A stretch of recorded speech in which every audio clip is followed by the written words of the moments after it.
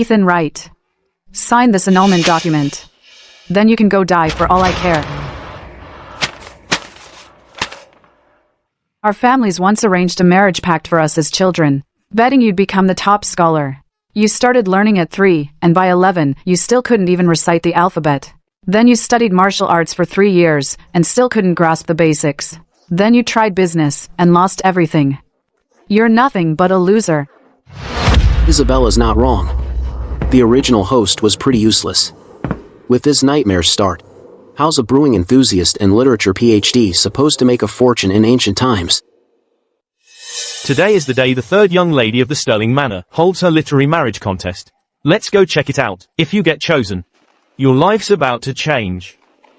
The Sterling family controls half the military power in the kingdom of Eldoria. If you could marry into the Sterling family, it'd be worth losing 15 years of your life.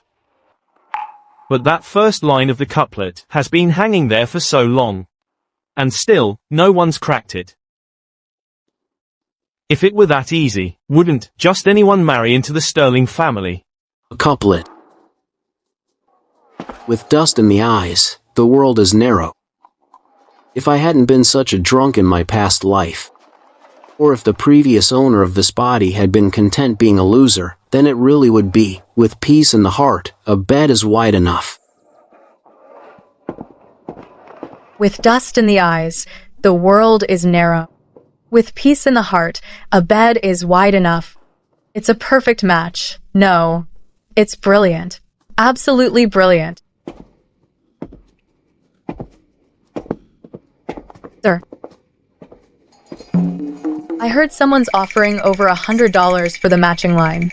It's been over half a month now, and no one succeeded. May I ask how long you spent on it? Over $100? You're kidding me, right? Sir, would you sell that second line to me?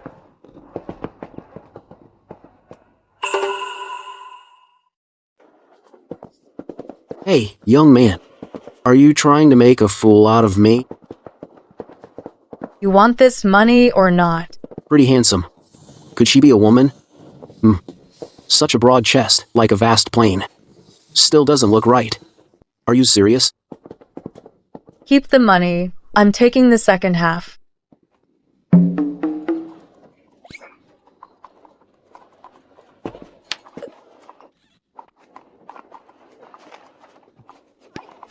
Alright, if you like it, it's yours. But let me be clear. Once it's sold, no returns. To be honest, sir, the first half was written by Clara Sterling for her literary marriage contest. Most scholars in Rewritten have tried, but no one's matched it. So this $100 is my reward. Rich people are beyond me. Sir, how long did it take you to come up with that? Just now. Just now. It just popped into my head. Seriously. If you're interested, sir, you could enter the Sterling Manor's contest, and maybe even win first place. The Sterling Manor is extremely powerful, and they value a well-matched marriage. How could the third young lady really choose a husband through a literary contest? They're fooling idiots. I'm not falling for that. Sorry, not interested. The Sterling Manor is the Duke's residence, holding nearly half the military power. He appears to be just a commoner, yet he'd rather sell the second half of the couplet to me and remains unmoved by the prospect of marrying into the bride's family. It really makes me see him in a whole new light. I understand now. You have grand ambitions, sir. Naturally, you wouldn't stoop to joining others. Judging by your aspirations, sir, you must aim to pass the civil service exams and serve the country. Sir, your words are too kind. I don't have any grand ambitions. I just want to be a brewer content with a small fortune, that's all. How is that possible? Life is but a willow catkin in the wind. Fleeting joys, fleeting sorrows, all become duckweed on the river. I am but a wild grass, with no desire to compete. Wait, sir. May I ask your name, sir? Meeting is fate enough. Never mind. We're not fellow sufferers. Goodbye.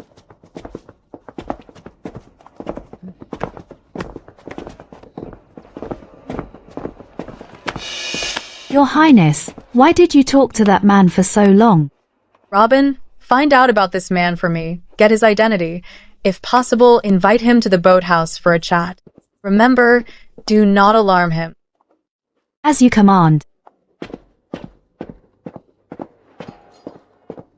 He has a way with words, and his personality is truly interesting. If he were to become the Sterling Manor's son-in-law, wouldn't that be even more interesting? I'd like that.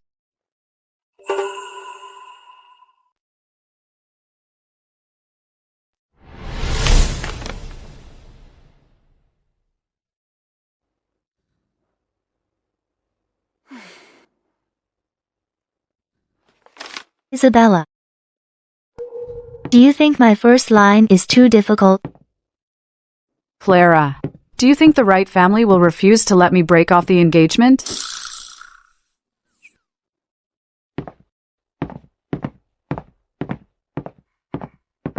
Your Highness. Cut the formalities. Look what I brought you. Horseshoe cakes from Cloud Brocade. I brought them all the way from the capital. Thank you, you spy master of the Obsidian mirror. I'm just not hungry. I don't want any. What's wrong? Even horseshoe cakes can't tempt you anymore. Duke Harrington came to propose on his son's behalf. My father, out of respect for the Duke, didn't refuse him outright. Isabella suggested I hold a literary test. It's a clever idea, but it's been days. Not one person with real talent has shown up yet. When Duke Harrington returns soon. If I still haven't found anyone, what am I supposed to do? My father arranged a marriage pact for me when I was a child. At first, I thought it was the Wright family, with 7 top scholars and 3 top graduates. But later I found out, aside from the 3 top graduates, those are from the first and second branches. The one I'm engaged to now is the idiot from the 3rd branch. Even though he was cast out of the Wright family, he's still a Wright by blood. Breaking off this engagement won't be easy. Is that all it is? So, you two are both fretting over men. On my way here, I met a young man. Well, he casually came up with the matching line for your couplet. Really? What was his answer? The first line is, with dust in the eyes, the world is narrow. The second line is, with peace in the heart, a bed is wide enough. With peace in the heart, a bed is wide enough. Seems like he's a man with a broad mind. Which family's son is he? Just a commoner. To have such literary talent. I'm genuinely impressed. I'd like to meet him. I've already sent Robin to fetch him. She should be back soon. I've already sent Robin to invite him. I'm sure he'll be back any minute. Excellent. Sir.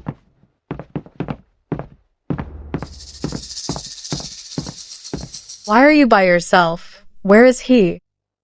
Sir, I didn't bring him back, but he did sell a poem for $100, a single poem.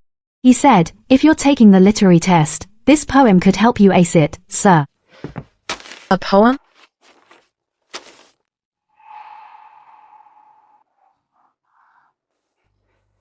Doesn't look that great to me. Look at this.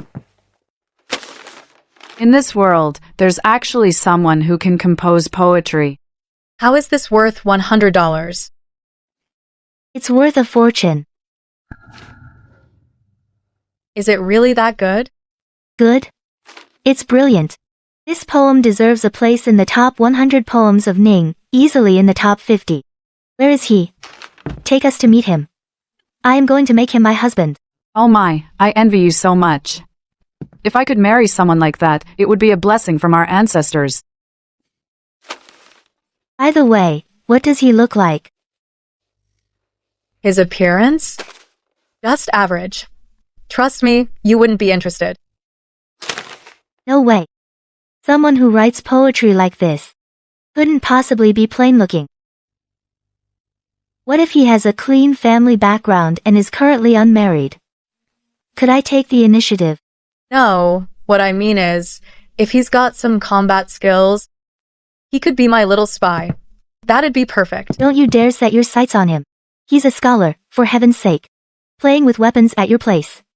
What if he gets hurt? But I saw him first. You're a princess, your highness. Your future husband has to be a son from a duke's estate. He's a commoner. How could he ever be worthy of you? Robin, go dig up more on him for me. Make sure you find out everything about that man's lineage. Yes, my lord.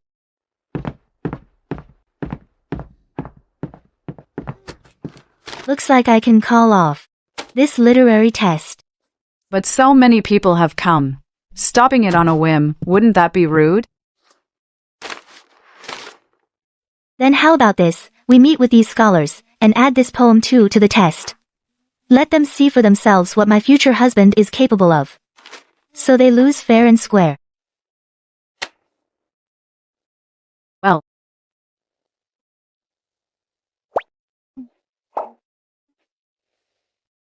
What's wrong? Still worried about breaking off the engagement?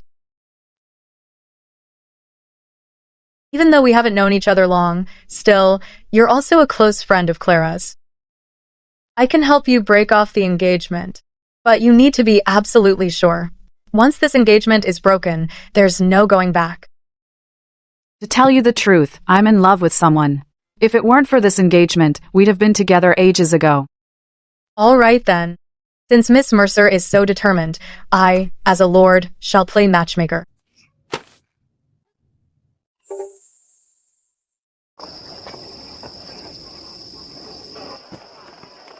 The brewing equipment is pretty much all set up.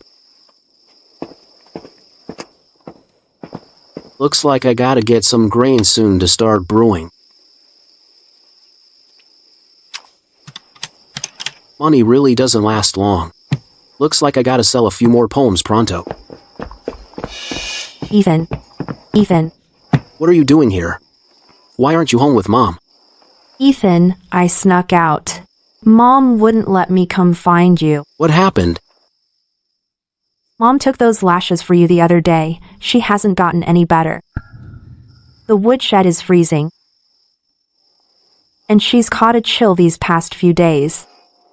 Why is she in the woodshed? Dad said even though Mrs. Wright is the second wife, she gave him a son, and he passed the exams, becoming a mere student. That's his real son, not like you. Mom couldn't take it and spoke up for you. Dad got angry. He said, as the lady of the house, she's unworthy. So he made her give up her room and move to the woodshed. Damn them. How is Mom doing? We called a doctor a few days ago. Got a prescription. She's taken 3 doses, but still no improvement. Wanted to go back to Huichun Hall and get Dr. Zhang. But Mrs. Wright manages the Wright family's accounts. That woman refuses to give us any money. A concubine acting so high and mighty. Go get Dr. Zhang from Huichun Hall, quick, I have money. You went gambling again? You swore to Mom. Hey, don't be mad. I'm different now. I earned this honestly. Fine, I'll trust you one last time. If this money came from gambling, Mom would rather die than use it for medicine. Go on, hurry. The Wright family. How dare they treat my mother like this? It's time I paid you all a visit. Ever since I got kicked out of this house, this is the first time I've been back home since time traveling here. The original host's dad, all for the sake of the Wright family's so-called honor, forced his own son, a guy who was never cut out for studying, into becoming a depressed mess. If it weren't for that, would the Mercer family have the guts to break off the engagement? Well, if it isn't the eldest son? Your own father threw you out. What brings your sorry self here? The east wind. Let me make one thing clear.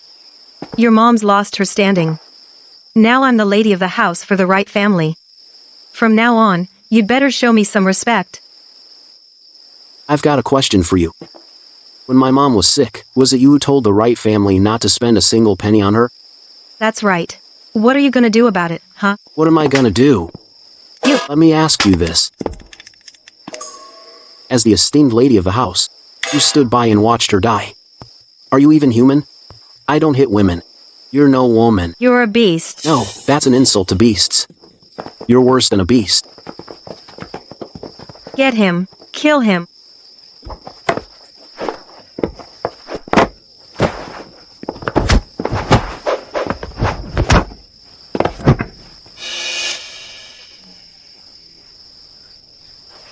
You, what are you doing? Stay back. No. From now on, keep your tail between your legs and be a good concubine. If I ever catch you bullying my mom again, I'll make sure you're dead. Learn your lesson. Know your place. Then you might just survive. How could this happen? Was he just pretending all along?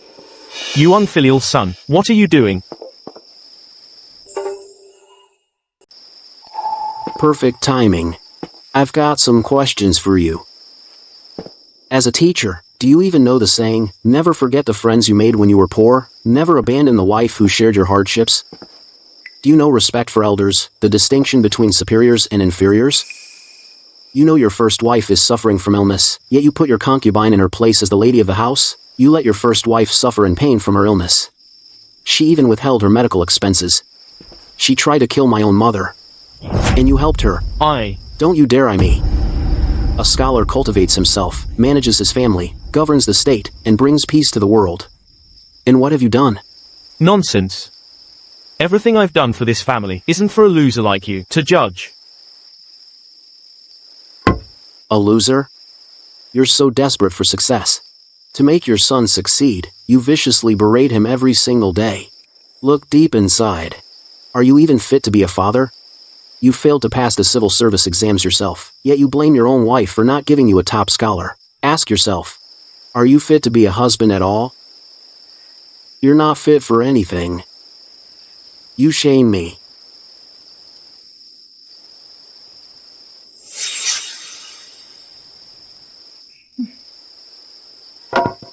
Let me make this clear. Today, I'm taking Mom with me. And my sister. From now on, we're done with you. You're unworthy to be a husband. And unworthy to be a father.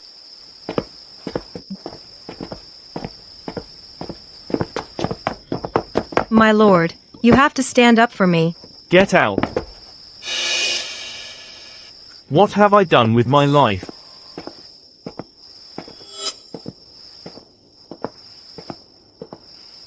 Ethan Wright, you just wait.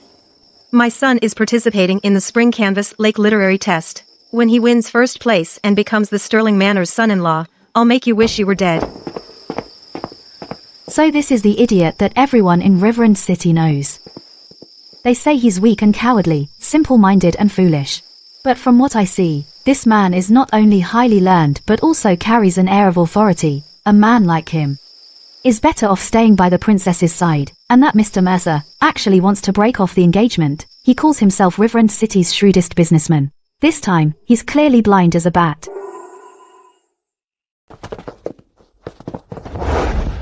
Come on, let's go check it out.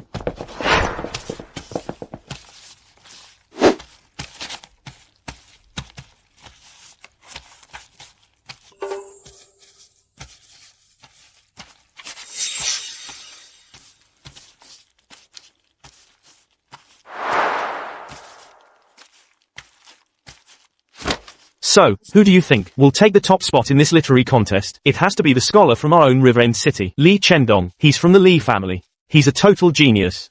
He's still just a mere student. Who knows if he can actually become the top scholar? But as the top of the 4 great scholars of the capital, Felix's reputation is legit. If you put it that way, the second-ranked genius from the Quinn family, Ji Shui Quinn, has a better chance. But when it comes to poetry, compared to Felix, he's not quite as good. Felix comes from a humble background. Do you really think this contest to choose a son-in-law will pick someone from a poor family? You make a good point. But we are just here to make up the numbers for them. Might as well just be spectators. My father always said I'm a genius. If I win today and become the Sterling Manor's perfect son-in-law, I'm sure in the future my political career will have a meteoric rise. Then my mother will become the legal wife of the Lee family. As for the current legal wife, she can get the hell out.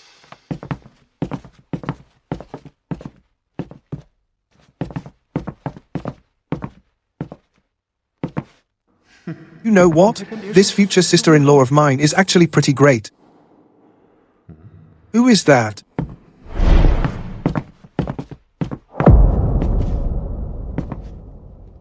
Welcome the great scholar from the Imperial College, Master Flores. Everyone, this old man has come here today, just for the fun of it. Just ignore me. Bring them up. I'm dying to see them.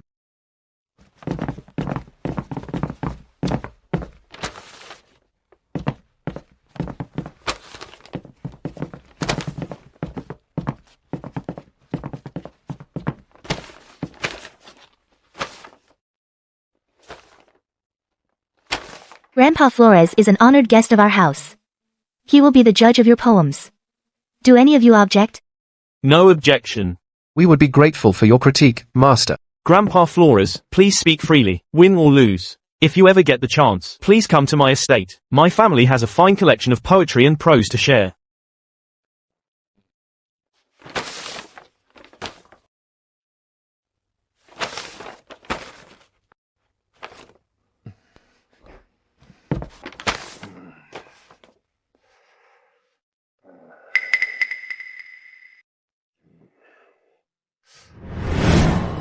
Excellent verses. Truly excellent. This piece, its style is not beneath my own. Poems expressing emotions through scenery are countless. But with so many out there, standing out is that much harder. Yet this piece truly catches the eye. This piece deserves first place among these 7. It deserves to be included in the top 100 poems of Ning. Ranked in the top 20.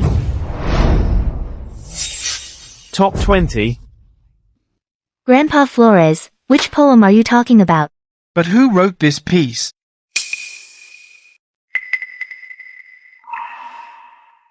Grandpa Flores. Then shouldn't we announce the winner now?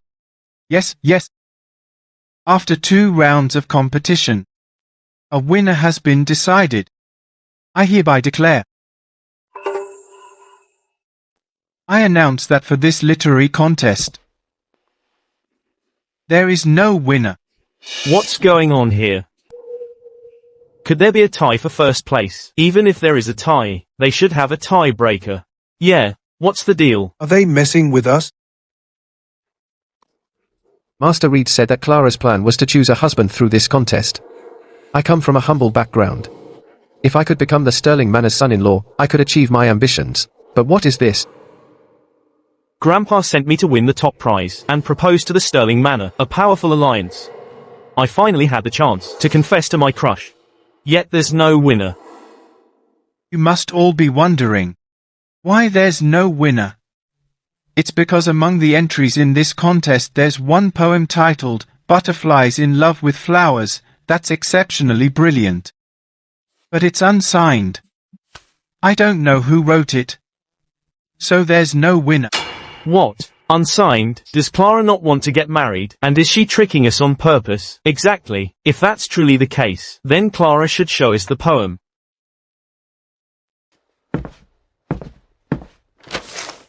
Fine. Today, I'll recite this poem for you all. So you'll admit defeat willingly. Listen carefully.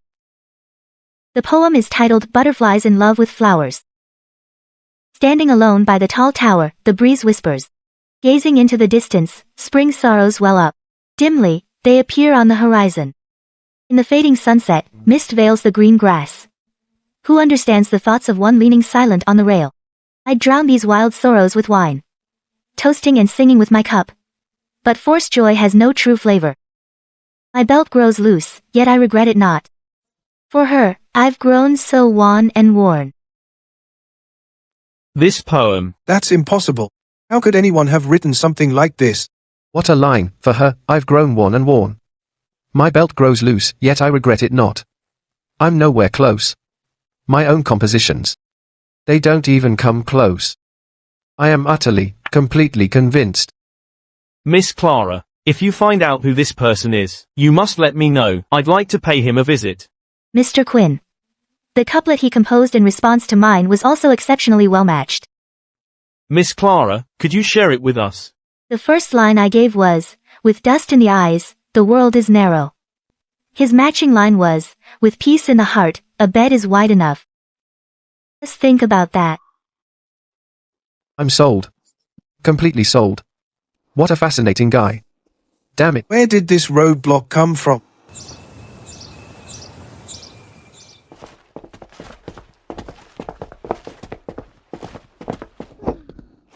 It's finally over. I'm exhausted. So, are you really choosing him? Your Highness. He's made a name for himself today, all right. You must help me find him. When the Harrington family comes to propose marriage later, this will be my best excuse. Our Riverland actually has a scholar this talented? Then I simply must make his acquaintance. This person's identity will be revealed very soon. Robin is back. My lord. It's been verified. Who is he? My lord, his name is Ethan Wright.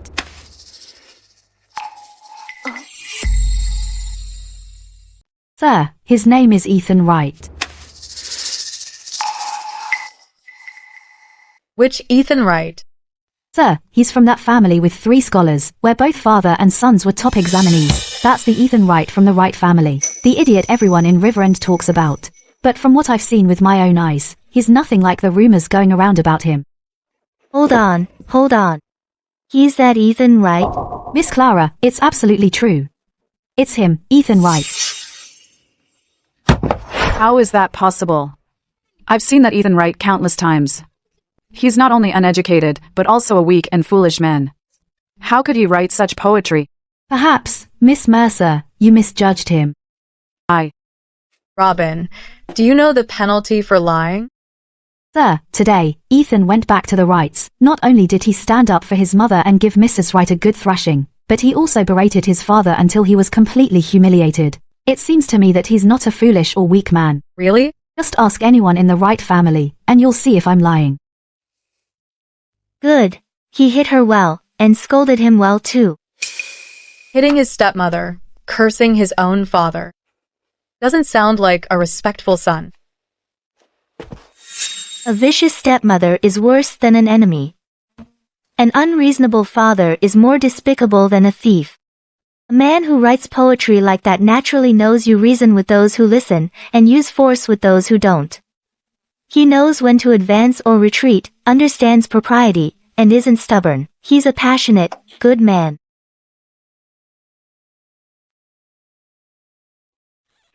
But, Isabella, you were the one who insisted on breaking off the engagement. We all tried to talk you out of it. You wanted to escape that misery and be with a good man. You can't go back on your word now. No, impossible. That Ethan is a known loser. How could he possibly write butterflies in love with flowers? Right, it absolutely cannot be him. Miss Clara, do you think his poem was plagiarized from somewhere else? So you're saying he really couldn't have written such a poem? I can guarantee he's completely illiterate, otherwise, he wouldn't have been kicked out by his own father. The Mercer family is known as the shrewdest merchants in River City. If Ethan really had such great talent, she probably would have married him long ago. So, Isabella's analysis might actually be right. What do you think? Could he be hiding his true abilities? Didn't Robin say he could compose 12 poems in one go? Should we go check him out? Impossible. He's completely illiterate. I'd stake my life on it. No. There's no need to stake your life on it. Just tell me, do you regret your engagement? No, my mind is made up. As long as you and Lord Ashton help me cancel the engagement, from then on, I'll have nothing to do with that Ethan. Don't any of you be fooled by him. Excellent. I mean, as a friend, I'll definitely help you with this. Within a day, I can get the right family to agree. Thank you, Miss Clara. This has piqued my interest. Whether it's true or false, I'll find out by testing him myself. Based on the information I've gathered recently about Ethan, he goes to the tavern to practice martial arts every day. Martial arts, very good. Then I'll go to the tavern tomorrow to meet Ethan and see if he's truly a fool or just hiding his talents.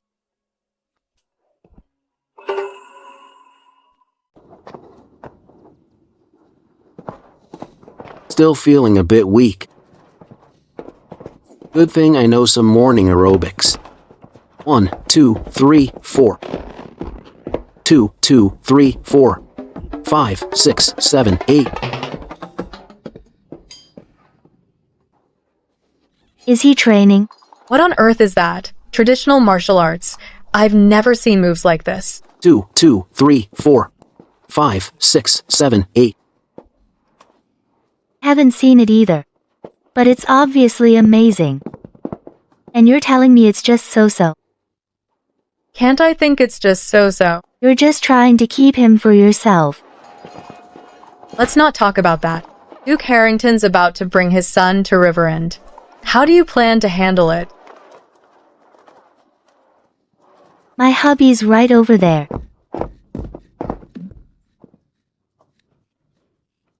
What do you think I'm gonna do?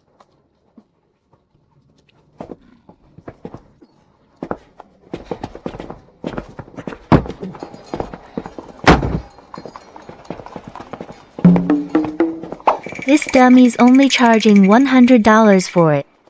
Mr. Flores.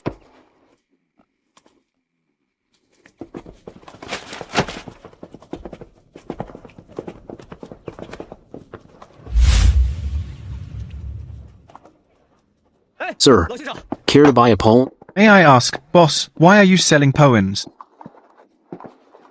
I run a little tavern, just doing some small business. All right, you write a poem. If I'm pleased, the money is yours. You got it. What a rich guy. Looks like I need to show him what I've got.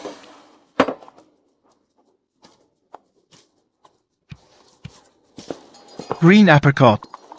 Wind and rain grieve for the flowers. Wind and rain grieve for the flowers. When wind and rain cease, the flowers too should rest. I urge you not to spare the wine before the blossoms. This year the flowers fade, next year the flowers fade, turning our hair white. In high spirits, 2 or 3 cups. Seek out the finest streams and hills to roam. So long as there is wine and no worldly cares, with flowers is fine, without flowers is fine. Why choose between spring and autumn? Excellent poem. Truly excellent. Young man, you are 17. I am 70. You have already ceased to choose between spring and autumn, yet I am still lost in melancholy within them. I am not your equal. Sir, you flatter me. Not at all. Sir, if you are interested, you may come find me at my Inkwell Academy. Hope we can be friends in the future.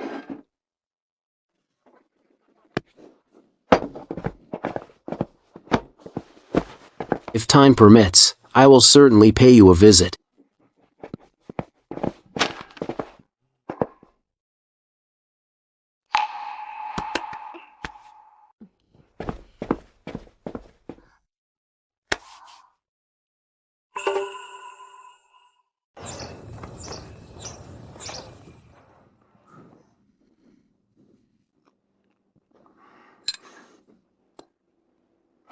Mom, from today on, you and Lily are staying here. I've got you. Son, I'm not afraid of hardship.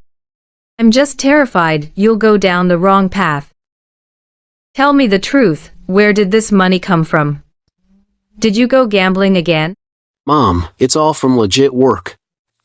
The money I earned, I made by selling poems. You sold poetry. Yeah. Some idiot actually bought your poems. Ever since Dad kicked me out, something just clicked. Mom, I've figured it out. I'm gonna brew liquor. Sell it to make a living. Son, when you sold food before, you could still bounce back. But if you drink yourself sick, that'll kill you. Ah, Mom, enough already. Just sit back and enjoy the good life. Trust me, Mom. Ethan. Hey, where'd you go so early? Ethan, look. Look, a marriage contract.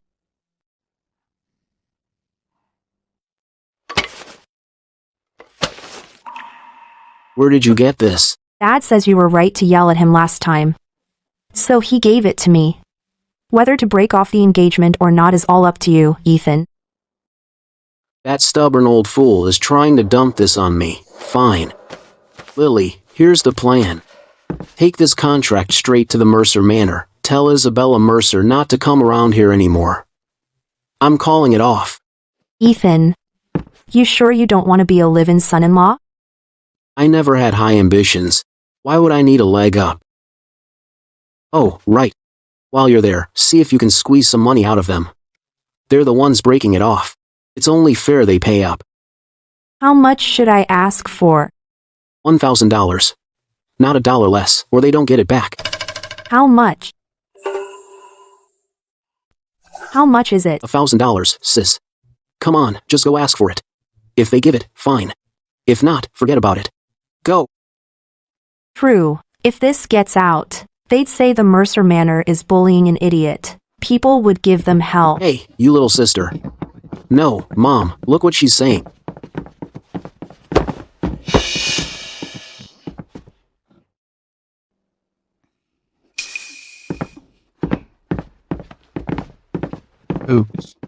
Who is Ethan Wright? That's me, sir. Take him away. No, officer. What have I done? What crime have you committed? Isn't it obvious? On the 3rd day of the 3rd month, you broke into the Wright residence and caused trouble. Is that the case? Mrs. Wright actually reported me to the authorities. Officer, I'm innocent, I swear. I haven't done anything wrong. I just punished a wicked woman. And a steward, that's all. That doesn't count as violence. What does, then? In broad daylight. You trespassed into the Wright manor. With intent to rob and kill, someone tipped us off about you. You're coming with us. Officer, there's something fishy about this. Officer. I don't give a damn about your excuses. Save it for the court. No, wait, officer, I'm... Halt. How dare you interfere with my investigation? This is the Obsidian Mirror. The Obsidian Mirror answers only to His Majesty. One word from them, and we're dead. My lady, we didn't know an agent of the Obsidian Mirror was here. Please forgive us. Tell your Mayor Lewis that Ethan Wright is the eldest son of the Wright family. Punishing a few wicked slaves is a small matter. It doesn't require His Honor the Mayor to personally preside over it. Right away, ma'am. Get moving. It's okay now, Mom. Please, have a seat, you three. I need to attend to our guests. Here, Mom, sit down. Go on, go on. Thank you for your help, sir. I heard a rumor. There was no winner at yesterday's literary gathering. You're not here to get a refund, are you? Look, sir, you helped me, and I'm grateful, but we merchants have this unwritten rule. Honesty and trustworthiness, clear pricing, and no refunds. What are you talking about? Look, that poem the other day, you bought it yourself, right? You can't just come back and demand a refund. See, that money, I already spent it renovating the little tavern. We didn't come for a refund. We came to ask you, sir, if you'd consider working with us. Well, in that case, forget it. My little tavern is about to open, so I can support myself. So you're opening a shop. To earn some wine money, support the family. If you brew ordinary wine, a pound only sells for a few dollars. The profits would be slim. Besides, what you're doing is the bootlegging business. You're bound to make enemies. If I hadn't come here today, you'd already be kneeling in court. These two look rich or noble. Could it be they really took a liking to my poem? So, sir, what's your brilliant idea? If you wish to be indifferent to fame and wealth, you need enough power to protect yourself. When I saw your poem that day, I really liked it, so I want to offer you a position. With this position, forget about street thugs. Even if the authorities come, they won't dare touch you. Deal that good? Then may I ask, sir, who you really are? Join the Obsidian Mirror as an embroidered envoy. Join the Obsidian Mirror as an embroidered envoy. May I ask if you are your highness? Yes, I am. So what does the Obsidian Mirror do? It's simple. Our main job is gathering intel. All kinds of it. Military intel, government affairs, and public sentiment. We also track officials for corruption and such. Then there are specific missions from above, targeted operations. Like assassinating someone. So it's like a secret intelligence agency? So if I join, I can basically do whatever I want? Sir, I know you're indifferent to fame and wealth. Don't worry, the monthly salary isn't much, but we cover all operational costs. And your tavern, the Obsidian Mirror, will support that too. Sir, may I ask, which department of the royal court the Obsidian Mirror belongs to? I advise you not to know too much.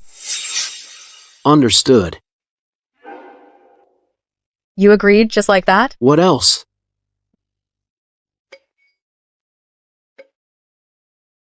This thing represents your identity within the Obsidian Mirror. A silver badge represents an embroidered envoy.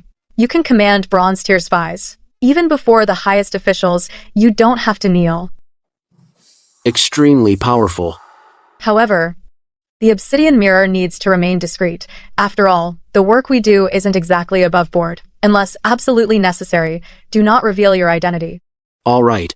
Let me ask, when do I get the money? I'll send someone to deliver it every month. Just remember, I'll contact you if anything comes up.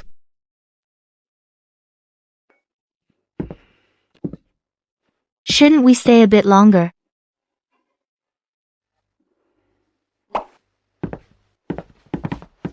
I'll escort you.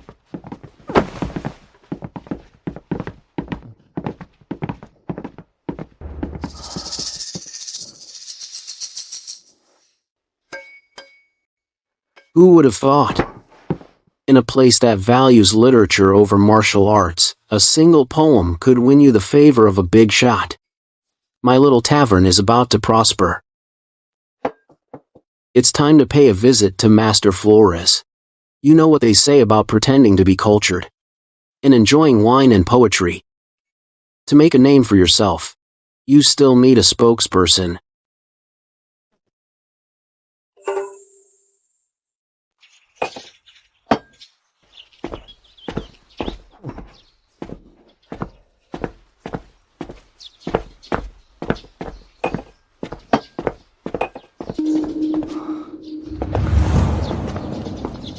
He's got this noble air about him, and a commanding presence that demands respect. He's with the government, and a pretty high-ranking official, too. Good evening, gentlemen. I hope you don't mind me dropping in uninvited, to share a drink and some songs and ponder life's mysteries with you, sir. You, kid, you sure know how to sweet talk. Sit. All right. Let me introduce you. This is Mayor Lewis, the governor of Riverland. Just as I thought, a big shot. In modern terms, that's a mayor. Mayor Lewis. No need for formalities. Consider this a family dinner. Let's all make ourselves at home. Very well. My teacher's a huge fan of your poetry. I've read it myself. I never would have guessed our Riverland was hiding such a literary genius. I, Lewis, am truly impressed. To be honest, it's a bit embarrassing. Those two poems were just something I tossed off casually. If they hadn't caught your eye, sir, they'd have probably vanished without a trace. He doesn't brag about his own talent. Instead, he turns around and praises my teacher. This kid's clever, very clever. Lewis. This kid Ethan, I'm quite fond of him. However, I won't be staying in Riverland for too long. In the future, you two should keep in touch. Understood, teacher. Since he's from Riverland, I'll make sure to look after him. So this Mayor Lewis is Master Flores' student.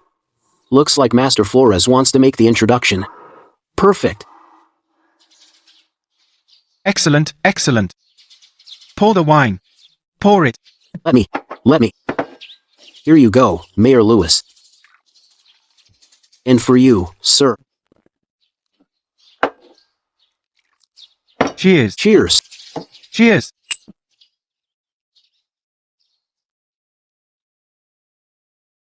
Now that we have the wine, we need some poetry to match it. Indeed. Then I'll humbly offer a piece. Let the theme be today's wine. I just so happen to have written one. Really? Let's hear it.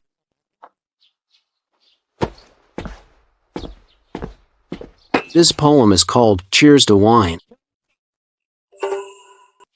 This poem's called Cheers to Wine. Don't you see the waters of the great river descending from the sky? Rushing to the sea, never to return. Don't you see, in the bright mirror of the hall, parents lamenting their white hair? At dawn like black silk, by dusk turned to snow. Great poem. More. Recite more. When life is good, enjoy every moment. Don't let the golden goblet sit empty under the moon. Heaven gave me talent, and I must use it. Spend 1,000 gold, it'll come back again. Ah, what a line. Heaven gave me talent, and I must use it. Spend 1,000 gold, it'll come back again. Pour wine. Just for this poem, I'm drinking 300 cups in wild abandon. Young friend, more. Recite more. Okay. My fine horse, my priceless fur coat. Call my boy to trade them for fine wine. To drown with you the sorrows of all ages. As they say, a fine poem deserves fine wine. It's just a shame this wine's not quite up to par. Not strong enough, not fragrant enough. Sir, you like a strong, aromatic wine. What, you know wine too? Gentlemen, the aroma profile of the wine is determined by the ingredients, making the starter culture, fermentation, production, and blending. These 5 elements work in tandem. Sir, if you like fine wine, I can brew some for you.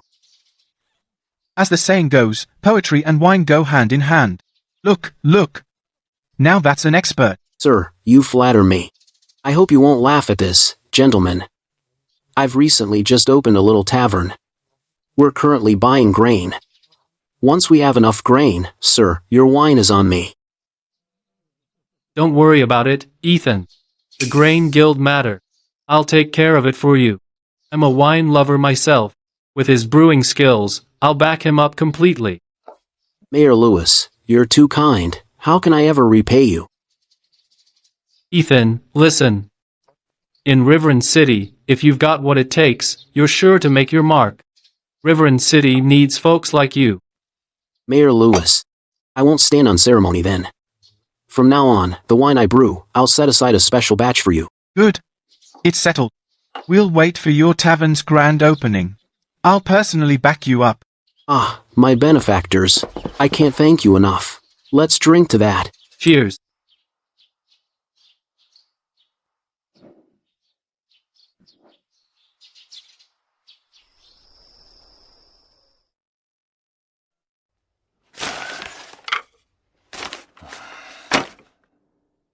On Painted Screen Lake, the poem Butterflies in Love with Flowers appeared. Was it really Ethan Wright's work? I'm certain he wrote it, Father. Clara herself confirmed it. What if he didn't write that poem? The Sterling family gave it to him. Their goal was to silence all the critics. Don't forget, the Sterling Manor is now the one everyone's trying to win over. How could that be? The idea for the Sterling family's son-in-law search was mine. If there was such a plan, how could I not know? You're still too naive, my dear. That Master Flores is a top scholar from the capital. Why would he ever come to a place like this to attend a literary gathering? He must have been invited by the Sterling family to put on a show. Those poems were surely written by him. They just picked that idiot Ethan Wright to take the fall. Now the entire Sterling family is backing him up. After all, you have to commit to the act. Father, your analysis makes perfect sense. Otherwise, I'd never have imagined that an idiot like him could change so drastically. Ethan Wright. He's just a pawn in their hands. I've heard that Duke Harrington has arrived in Riverend. After his marriage proposal fails and he leaves, the Sterling family will surely begin to abandon Ethan Wright. By then, Ethan Wright won't be able to survive on his own. What do you mean by that, Father? The worst thing he did was getting involved in the bootlegging business. All the bootlegging in Riverend belongs to the Vance family. You know how they operate, you know their ways.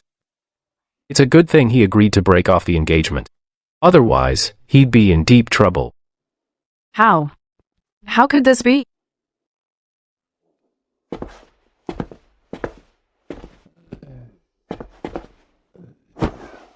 The Vance family already told me to stop supplying him with grain. Naturally. How could we ever offend the Vance family over an idiot? When you have time, go and see him. Talk some sense into him. Tell him to shut down that tavern.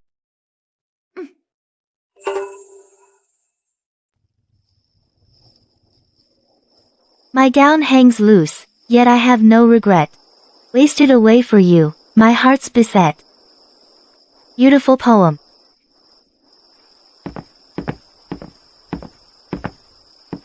What's on your mind? Ethan's opening up a tavern. Whether it makes money or not doesn't matter to me.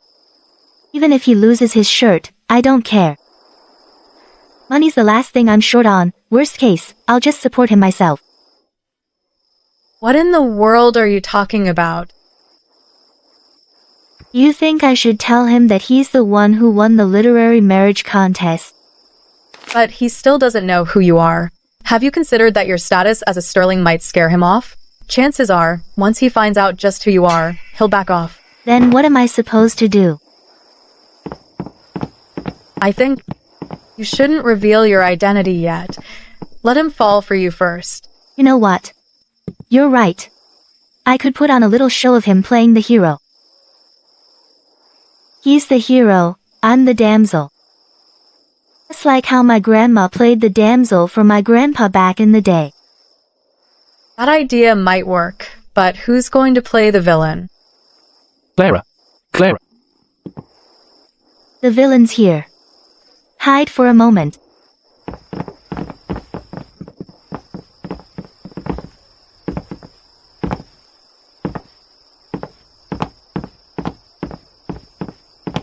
Clara, you know how I feel about you. And don't you dare use that whole literary marriage contest as some excuse with me. My family's proposal to the Sterling Manor is already a done deal. Philip, how many years have we known each other? Over a decade. Then what kind of man do I like? Someone with literary talent. Don't forget, I can recite the alphabet and basic spelling too. You've read those 2 poems of his. Even Grandpa Flores, a top scholar from the capital, praised them highly. You can't compare to him at all. But he has no official rank, after all. Although his poetry is brilliant, I still think you two aren't a good match. Philip, we've known each other since childhood, but I've always seen you as a brother. I'm giving you a choice now. Either we never see each other again, or you be my brother. Your call. Fine. I guess I'll always be the brother you trust the most. Perfect. Actually, I need a favor from you. Help me act in a little play. What kind of play? Playing the hero. I play the hero?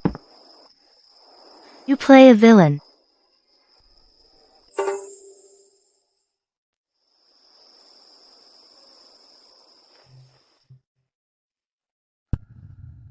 Is the news true? It's real. The scent of wine filled the whole street. Everyone smelled it, and it's even more intense than sweet dew. That idiot actually pulled it off. Uncle, I think this is actually a great thing. Our Riverland melody has dominated the general market, but the premium segment is still tightly controlled by the Koo family's sweet dew. Since Ethan can brew a wine even better than sweet dew, once Duke Harrington leaves Riverland, he'll be worthless to the Sterling Manor. Then, won't the recipe for this wine fall right into our hands? Excellent. I'll leave this to you. Send someone to buy his wine.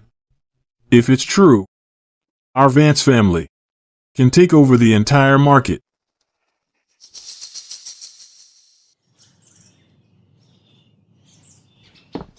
Miss Clara. Miss Clara. He actually did it. Ethan Wright. MHM, I heard yesterday, the whole Twin Well Alley was filled with an intense aroma of wine, even better than sweet dew.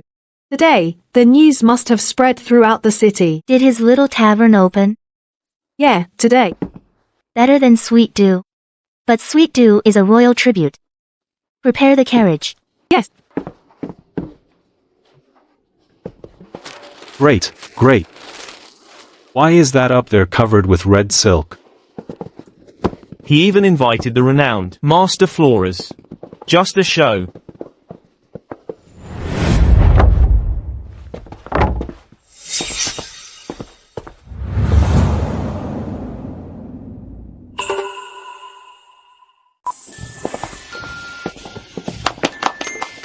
Folks, I'm Ethan. Today, my little tavern's officially open for business. Our theme is summer's first strong drink, and as the name suggests, whether it's for family, friends, or lovers, you can use it as an excuse to treat them and share what's in your heart. Now that's interesting. That's a clever concept. Today, I have the great honor of inviting the great scholar Master Flores to cut the ribbon for our grand opening. Great. Everyone, it is my great honor to cut the ribbon for my young friend Ethan's tavern on its opening day, and I stake my reputation on this. The wine sold here is truly excellent. It's every bit as good as sweet dew from the capital. It can easily surpass Riverland Melody. Excellent. Absolutely wonderful. Since Elder Flores himself personally tasted it and says so, there's not a word of falsehood in it. In that case, this wine really must be something special. That makes sense. Just the aroma alone is intoxicating. This has to be fine wine. I'm just wondering, what's the name of this wine? And what's the price? This wine was personally named by Flores here. It's called Spring Canvas. Spring Canvas. Great name. Riverland Melody, Spring Canvas. The name Spring Canvas sounds even better. Yeah, exactly. You're wrong. What the wine is called doesn't matter. What matters is that Elder Flores personally gave it this name. Right. Ethan seems even more handsome today than he was a few days ago. No wonder he's the man I chose. Alright, then let's invite Flores to cut the ribbon for the grand opening. Alright. It's open. Congratulations. This seems to be a small tavern named in honor of Elder Flores. No, look down there. There's a line of small text. Where? The tavern under the banyan tree. Folks, thank you all so much for coming to support us. The tavern is small, and our production is limited, so we'll only sell 10 pounds a day. To ensure every guest who comes gets a drink, the limit is 1 ounce per person, per day. 1 ounce, just 1 ounce.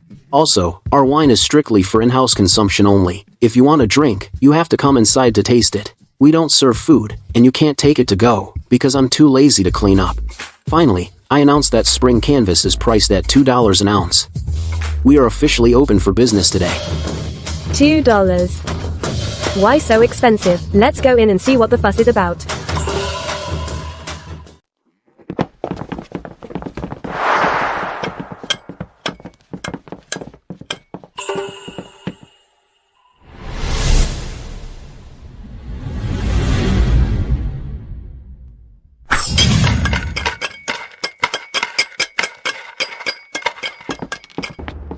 $2 for just 1 ounce? You're practically robbing us. That's right, no one sells wine at that price. Riverland Melody is $2 a pound. This spring canvas. Wouldn't that make it nearly 10 times pricier than Riverland Melody? That's insane. How could anyone buy this? Absolutely. Waiter, bring us some wine. Coming.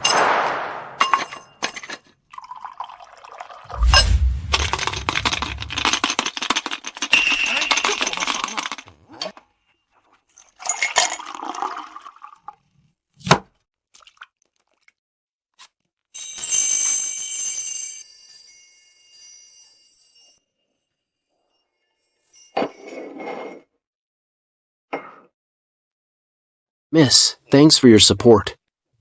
Since you're our very first customer, this drink is free.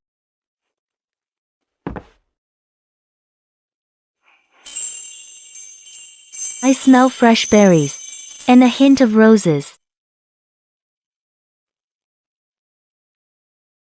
Sweetness hidden in the sour.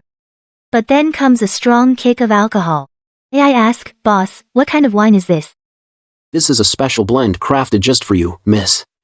It's called A Girl's Secret. Like a young girl's heart secretly falling in love. Sweet, sour, and slightly intoxicating. It feels like it's talking about me. Great wine, boss. Another round. Miss, if you want another, you'll have to pay. Chloe, pay up. I'll have a cup too. Hold on. There are 3 of us.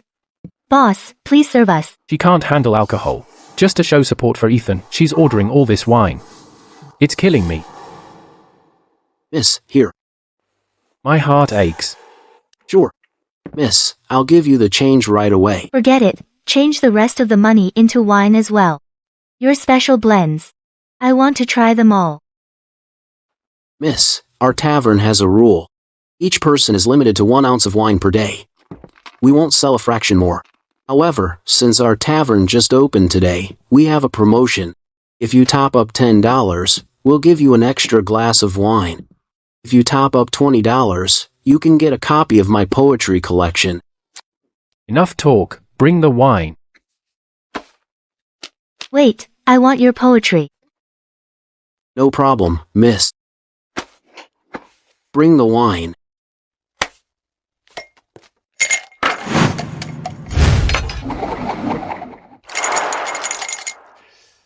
Look, this wine is smoking. Wow, that's amazing. Sir, seeing how hot-tempered you are, I've specially mixed this drink for you. It's called a mojito. What is this? Let me see. If this wine of yours is really as good as they say, and it's smoking.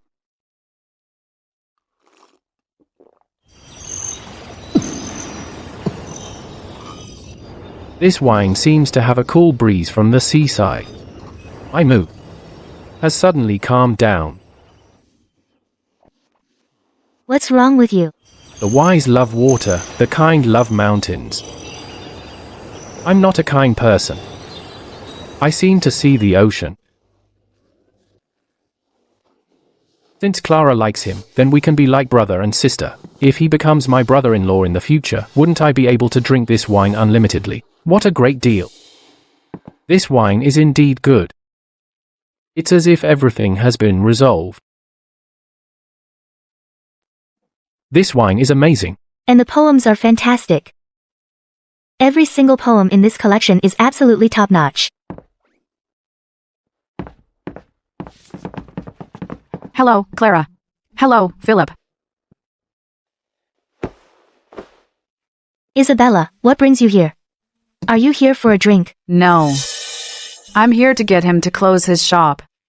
Close down. What's this all about? They just opened. Why should they close? Why? He's selling bootleg liquor. The Vance family naturally won't allow it. Besides, with his skills, this shop won't last 3 days. Instead of letting everyone ruin their health, he should just close up early. But Ethan's wine is exceptional. That's right. This wine is the best I've ever tasted. This. How is this possible? And Ethan's poetry is also top-notch. He's probably using poems composed by Mr. Flores to show off. If you don't believe me, order a cup. And try it, boss. Get the wine. Get the wine. Ethan Wright. I urge you to close up shop early. Close? Isabella Mercer. If you're not here to drink, get out. You. Don't be so ungrateful. I'm here to save you. We're minding our own business now. The engagement is over. We have nothing to do with each other. Why would I need you to save me? You. Don't be so stubborn. Do you know our family, the Mercers, are Riverland's largest grain merchants? Aren't you afraid you won't get any grain from us? You're not afraid that you'll never get grain again? Miss Mercer, so what you're saying is, you're gonna cut me off? Actually, right now, the Vance family is a regular customer of the Mercers. They've told us not to supply you with grain. You better watch your step. I, Ethan Wright, don't need you, Isabella Mercer, to live. Ethan Wright, you should know your place. I know everything you're doing now is to prove you're not a loser. But let me tell you this. Even if you manage to open this shop and get it running, I won't look at you any differently. Miss Mercer, I have to say, aren't you a bit too self-absorbed? Whether I make wine is none of your concern. Exactly. It has nothing to do with me. Every grain in Riverend City is controlled by the Mercers. As long as my family says no, no one will dare sell you grain. I bet your shop will shut down in a month. Right. Quite the big talker.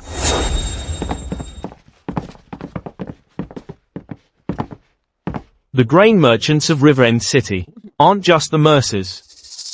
The second largest grain merchant in the South. The head of the Hayes family, Mr. Hayes. Ethan, since you're opening today, I came to show my support. If you're short on grain, you can come to me. Others may fear the Mercer family, but I, Mr. Hayes, have no fear. Never thought Mayor Lewis actually invited the Hayes family, the South's second largest grain merchant. Mr. Hayes, you've come all this way. Sorry for the poor welcome. Please, sit. Have a seat. Isabella, haven't you already broken off the engagement? Why bother him? Miss Clara, don't let him fool you. He's really not what you think he is. He's just a loser. Actually, I'm glad you said that. I was worried you'd regret it and ruin the peace between us. How could I possibly regret it? He is just a total and complete loser. Say whatever you want. Move. Luckily, Miss Mercer has poor taste. Otherwise, this wine, this shop, and even the staff would all belong to her now. What do you mean? I've thought about it. Actually, being brother and sister is pretty good too. Don't distance yourself from me. Really? Really? By the way, that spot Miss Mercer had, is it still unused? Yes. Can I use her spot to order another cup? Sure. Quick, quick, quick.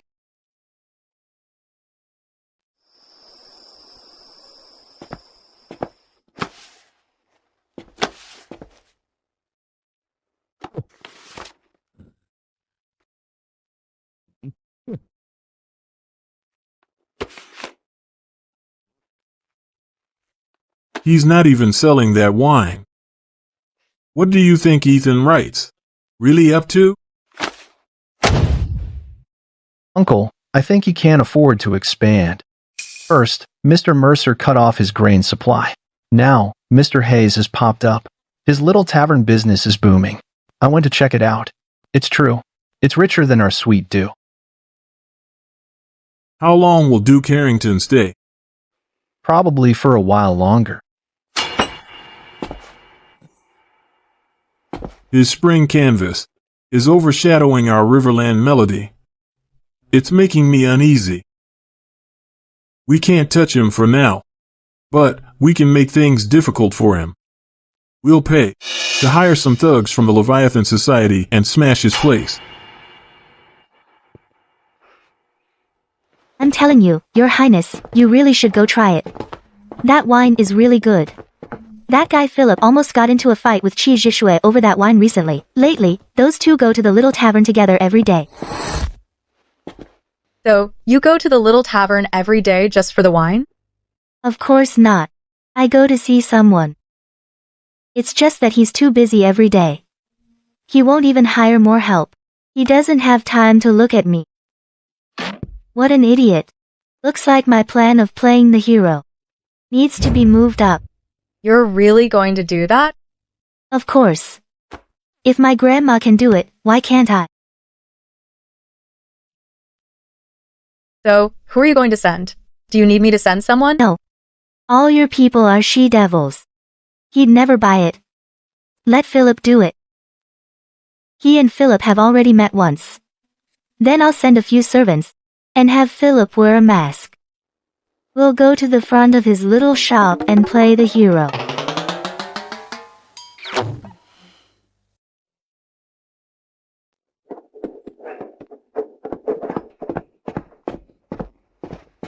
Mayor Lewis. Master Reed left yesterday and left Felix here. He wanted him to come to your little tavern to help out. Oh. Felix, you're really willing to come? Let me tell you. Everyone just calls me a scholar, but what I'm really good at is accounting. I've looked over your tavern's operations. I think I can make a fortune with you. You're a perceptive man, Felix. It's just that Master Reed has some connections in the capital, and I have some reputation there myself. I was thinking of opening a shop and expanding to the capital one day. That's where the money is, right? This Felix. I always thought you were just a poor, pedantic scholar. A refined man. I never imagined you had such grand ambitions. I just hope that when I visit gentlemen's clubs in the future, I won't have to rely on reciting poetry to get free drinks. As the saying goes, empty pockets, shaky plans. Saw you could make money here, so I came. That's no problem. My shop here will definitely expand to the capital as a franchise. I'll make you the general agent then. Franchise? General agent? What I mean is, my little tavern here will definitely open branches in the capital in the future. There will be many managers then. All these managers will be managed centrally by me. That's unified management. And the one leading it all is called the general agent. So you're making me the head manager? Yes, the head manager. Soulmate. You're like a brother to me. Ah, Felix. Ethan. Master Reed was right. He saw you for who you are. He said you're one of a kind. Simple, yet so complex. That's why my mentor specifically told me to tell you. You gotta watch out for outsiders. Especially the Leviathan Society. The Leviathan Society? Century ago, the kingdom of Eldoria was nearly destroyed. When it was in decline, a self-made prime minister stepped up, Chancellor Alden. He's the one who brought the crumbling kingdom of Eldoria back from the brink.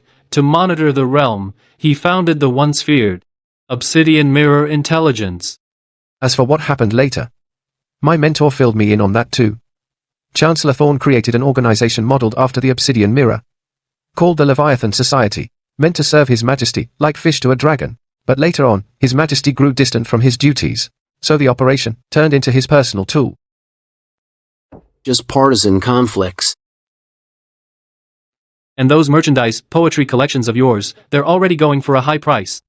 I think word will reach the capital soon. And that wine of yours, I'd say it's only a matter of time. Which means they will either try to recruit you, or they'll try to crush you. So you gotta be careful. What for? You stole Prince Edward's woman. You think you shouldn't be careful? What? Who is this Prince Edward? Wait. When did I ever steal his wife?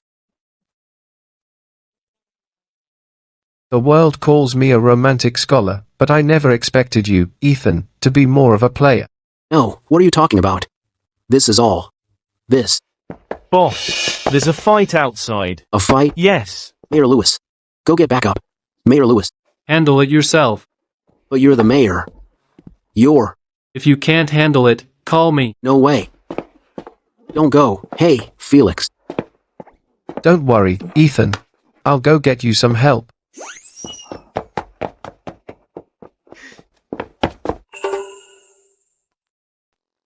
Where's Philip? He should be here by now. We can't pull off this hero act without him.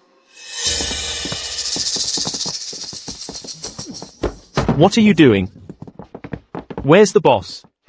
Time to pay up the protection money to the Leviathan Society, don't you think so? Never heard of any Leviathan Society. If you're here to drink, it's $2 an ounce. Pay at the counter. We ain't here to drink. Let's go, don't get mixed up in this. Move it, move it. These must be the guys Philip hired. They're putting on a great show. You scared away our customers. And you smashed our table. Now pay up. I'll pay you nothing, you son of a bitch. Listen here, no matter who you are, if you run a tavern on our turf, you either pay up, or you shut down. Hey, what's going on here? Sir, help me. Isn't that the unbelievably pretty girl who's been coming to the tavern for a drink? I was just thinking about how to ask her out. Looks like she's run into some trouble. Huh? What's going on here? Ethan, save me. Could these guys also be hired by Clara for this act? They're really going all out. Who the hell are you? Damn it, you're trying to steal from us. What's going on? These aren't our guys. Forget it. Stick to the plan and grab Clara. Like hell I will. Boys, grab that girl. Crap, they're coming for us. Get them.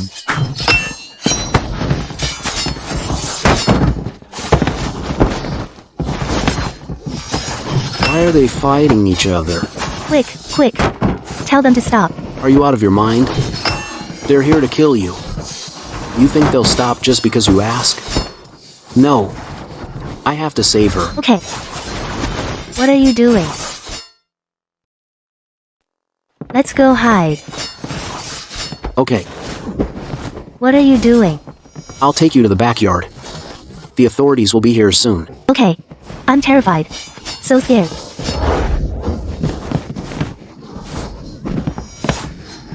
I don't know what's going on, but I got what I wanted. And I even got a hug.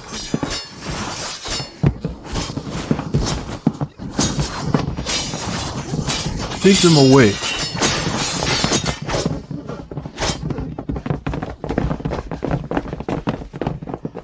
Hey, you! Let go of my sister. There's an assassin. Don't be afraid, miss. Let's go to the backyard. Get lost. Don't you ruin this for me. My sister is being carried inside, and she's not even resisting. Holy crap. My sister. I want everyone taken away. Lock them all up in the prefectural jail. My son, what's going on with you? Mom, there's a fight outside. Don't you go out there. Miss. You can let go of my hand now.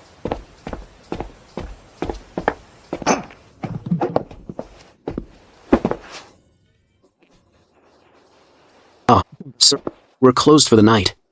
If you want a drink, come back tomorrow. I'm not here for a drink. What? Are you here to cause trouble for the lady, too?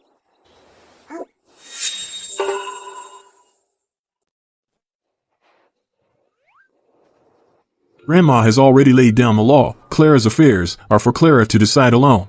Not even our parents can interfere. I don't know what Grandma was thinking. Bring me wine. I'm swamped right now. You'll make the time. But my sister is still over there. It's too dangerous. Don't worry. I've already rounded them all up. Only one got away. No questions about who I am. If you want your people back, give me a drink. Let my sister go. Release her. Then I'll get you a drink. Go, quickly.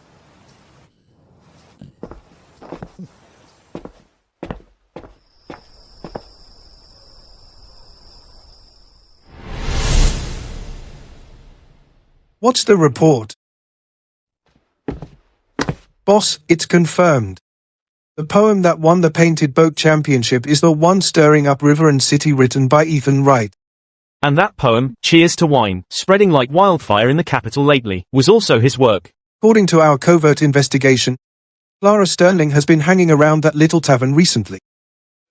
Looks like the third daughter of the Sterling Manor really intends to choose a commoner to be the son-in-law of the Sterling Manor. How ungrateful. To be favoured by Prince Edward himself, and she chooses a commoner. Humph, She really thinks her own life is hers to control. How naive.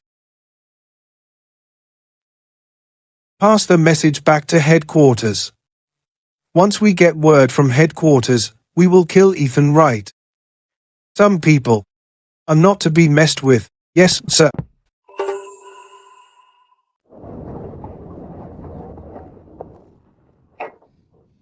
Clara, you have no idea what my brother is really like. All those rumors about him are total lies, so don't you believe a word of it. Really? Of course. My brother is tall and strong, and incredibly handsome.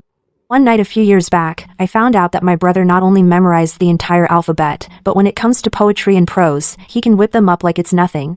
Everything he did in the past was just an act. Don't believe any of it. And all this you're the first person I've told. Just as I suspected. Ethan was faking it all along. This girl is so easy to get information out of.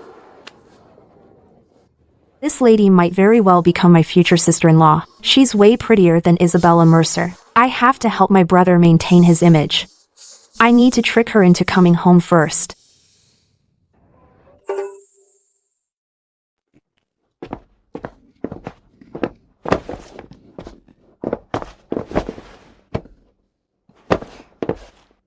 Bro, that lady is really nice. I am deeply grateful, sir, for saving my life. You're too kind, miss. What a delicate beauty, so lovely and charming. She's 1,000 times better than Isabella Mercer. How do I win her heart? Please, have a seat.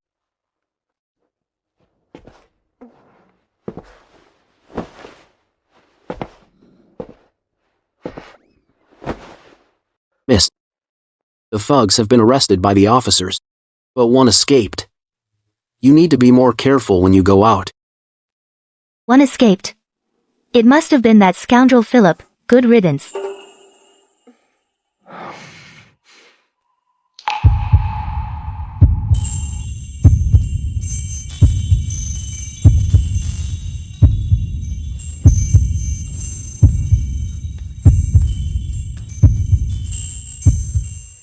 Do you mind if I come to your tavern more often? I don't really drink, though. I just like the quiet. It'd be even better if I could sit in your backyard now and then. That'd be wonderful. Lily says she doesn't have many friends. To be honest, neither do I. I'd really like to be good friends with her. What do you think? That girl Lily has always been a handful. Always causing trouble. Miss, then my little sister will be in your care from now on. Clara Sterling, you're a genius. If I show up by his side every day from now on, feelings are bound to develop. I'm a proper lady now. I can't act recklessly. Grandma says in front of men, you must show your delicate side.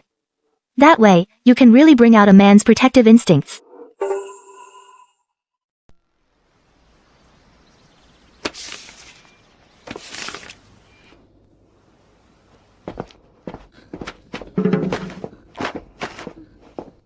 It's exhausting to act like a proper lady. I was dying of boredom. What's wrong? Playing the hero. It was absolutely flawless. You actually did it? Of course. When I say I'll do something, I do it. So that means... So he already knows you're the third lady of the Sterling Manor? Not yet. He might seem clever, but he's actually a total idiot. I tricked him. I just told him that my name was Clara. You too. You're really playing games. Absolutely. Let me tell you, it was hilarious.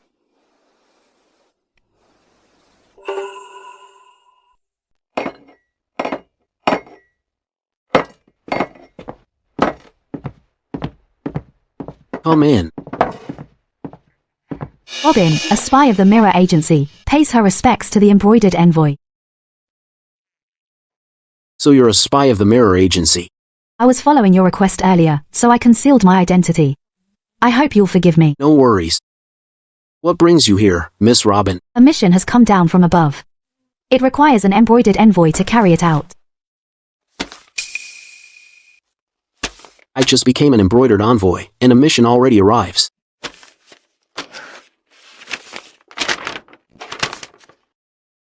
The Council of Elders of the Obsidian Mirror has issued an order. Embroidered envoy Ethan Wright is to immediately execute an assassination mission. Target: the branch leader of the Leviathan Society in Riverland, Simon. Combat power: lower tier of the 8th realm. To be completed within 10 days. The Leviathan Society and the Obsidian Mirror are sworn enemies. I was hoping the Leviathan Society wouldn't come looking for trouble with me, but who would have thought my first mission from above would be to kill one of their branch leaders? Miss Robin. This combat power, the lower tier of the 8th realm, what does it mean? People in the martial world divide martial arts realms into 9 realms and 3 tiers. The lowest is the 9th realm. The highest isn't the 1st realm, but the Grandmaster realm. So how strong is this lower tier of the 8th realm? Not particularly impressive. But he could probably take on about 10 of you. Are you kidding me? I'm just a commoner. How am I supposed to fight the well-equipped Leviathan Society? Wait. What happens if I fail the mission? Then the Council of Elders will send someone to, well, chop your head off. Alright. I'll go. Where's the Simon, anyway? The Crimson Pavilion. Isn't that a brothel?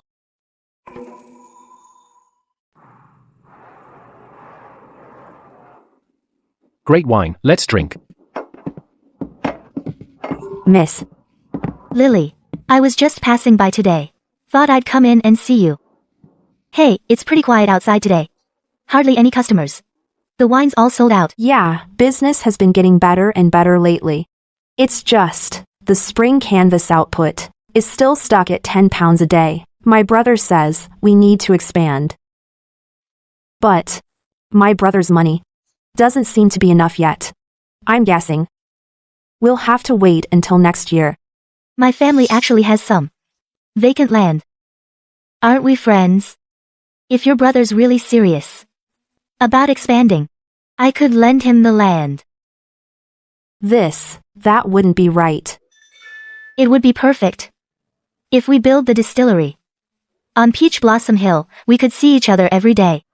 Grandma says with things like this, you have to strike while the iron is hot. You can't shape cold iron. I have money. I could lend him the money.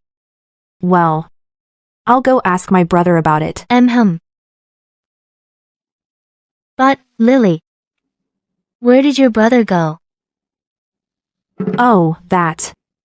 I can't say. My brother went to the Crimson Pavilion. If it gives you a bad impression, that wouldn't be good. He did not go to the Crimson Pavilion. What? When did he go? Oh no, I let it slip. It was Felix. He's the one who took him. Felix must have talked him into it. Otherwise, my brother would never go to a place like that. That Felix, in the capital. He's a regular at the brothels. Ethan is such a pure soul. He mustn't be led astray by that Felix. Chloe, go to the Crimson Pavilion right now. And bring him back. Miss Clara. But I'm an unmarried young lady. How can I go to a place like that? You. Just go and get him. Bring him back here, now. Fine, Miss Clara.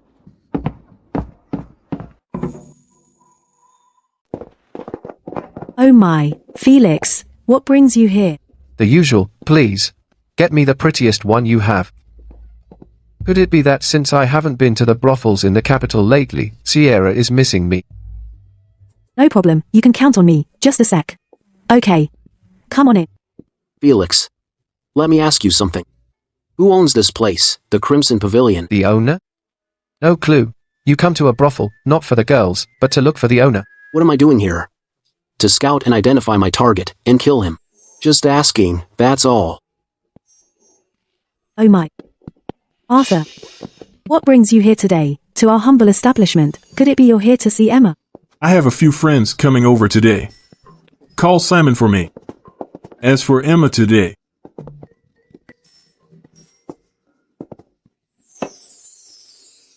Clara's made her stance clear. She even wrote to Grandma. That guy Ethan might just become my brother-in-law. And that bastard actually came to a brothel.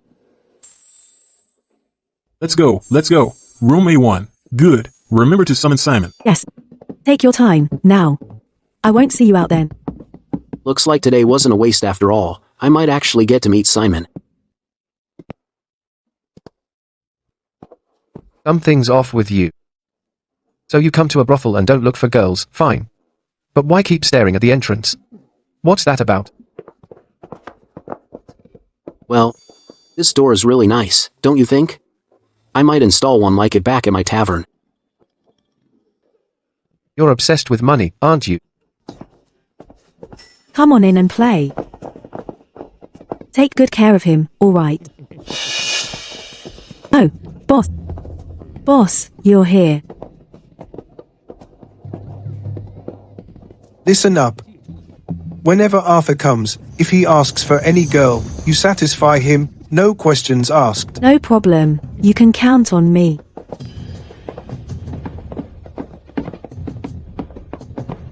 That man there is Simon. At least now I know who my target is.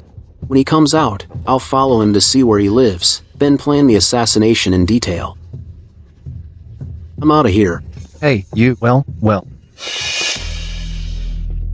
Isn't that the idiot from the Lee family? Well, if it isn't that idiot from the Lee family, oh, wait, now it should be Ethan, right? And which family's idiot are you? I am the Vance family's idiot. Puff. I am Julian Vance. Every drop of wine in Riveren comes from my family's distilleries. Oh, a fellow brewer. No wonder we butted heads the moment we met. You've got some nerve, stealing business right under the Vance family's nose. You've got guts, I'll give you that. But if you're willing to hand over your brewing recipe to me, I might just let you live. And what if I refuse? Then I'll break your legs and toss you into Painted Screen Lake to feed the fish. Hey, what do you think you're doing? You want to hit me? Not today. How about tomorrow? Tomorrow. Come to the tavern. Fine. I'm hosting a banquet tonight, so I won't bother with you now. Tomorrow, if you're not cooperative, you won't get off as easily as you did today.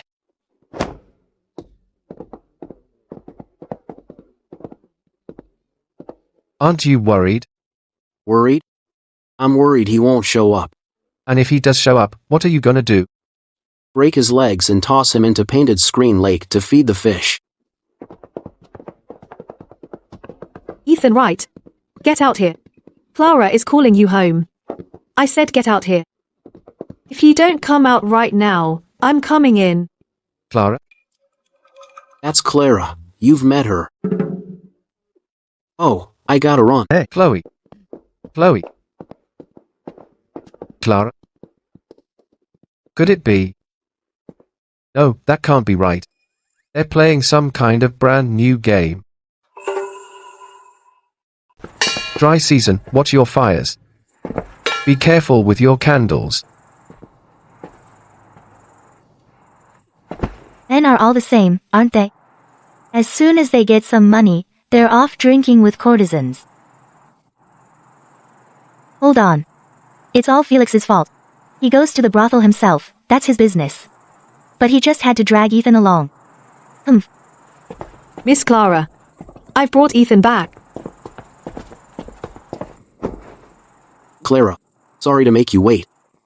Wow, I was tied up with something. You know, important business. Important business? Before the fourth princess left, she gave him a task. Not to go drink with courtesans at a brothel. Teehee. Ethan, there's no need to explain yourself to me. It's not like I care. Came here today to discuss something important with you. What's that? About the land for the distillery. I can lease it to you. No rent up front. I'll cover the startup costs too. And I won't meddle with the brewing process at all. I just take my cut, so... That's perfect. That saves me 2 years right off the bat. Clara, if you trust me, this matter is definitely worth talking about. Of course I trust you. Then it's a deal. It's getting late. I should get going. All right. What's she so happy about?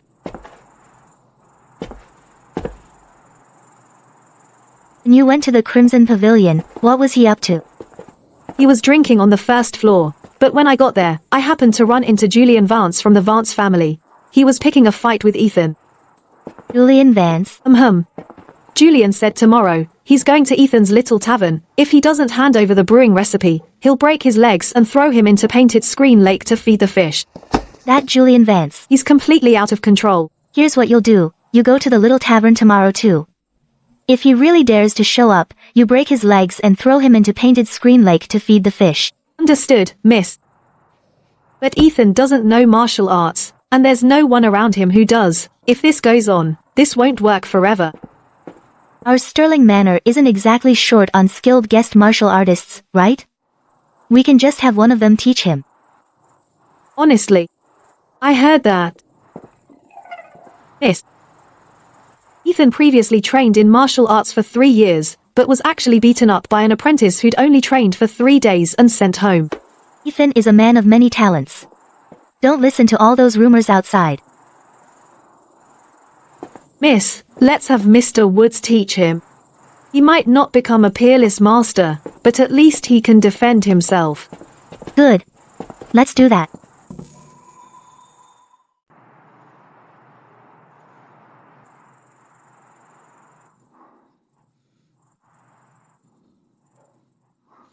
How did I get here? I was just kidnapped.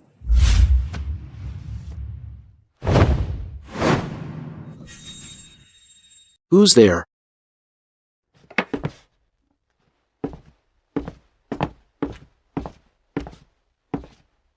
Who is it?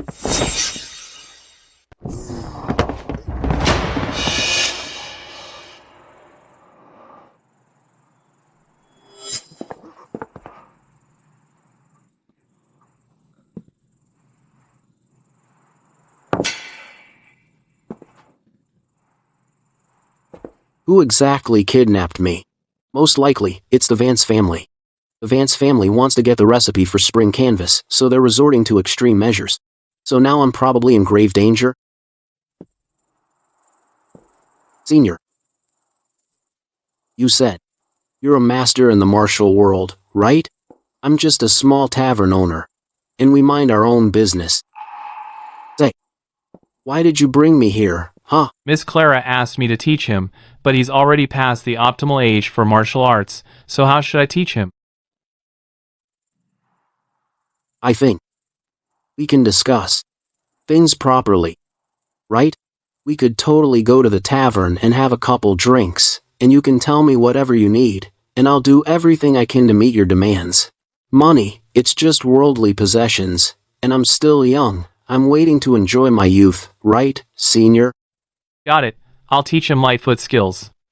Once he learns my unique wind riding steps, even masters below the second realm will struggle to catch him. Kid, I'm going to teach you. What the?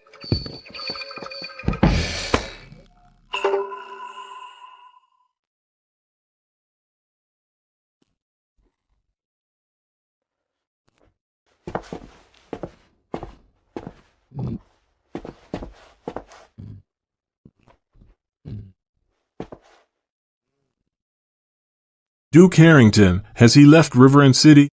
He departed yesterday. Then, we'll wait another 10 days.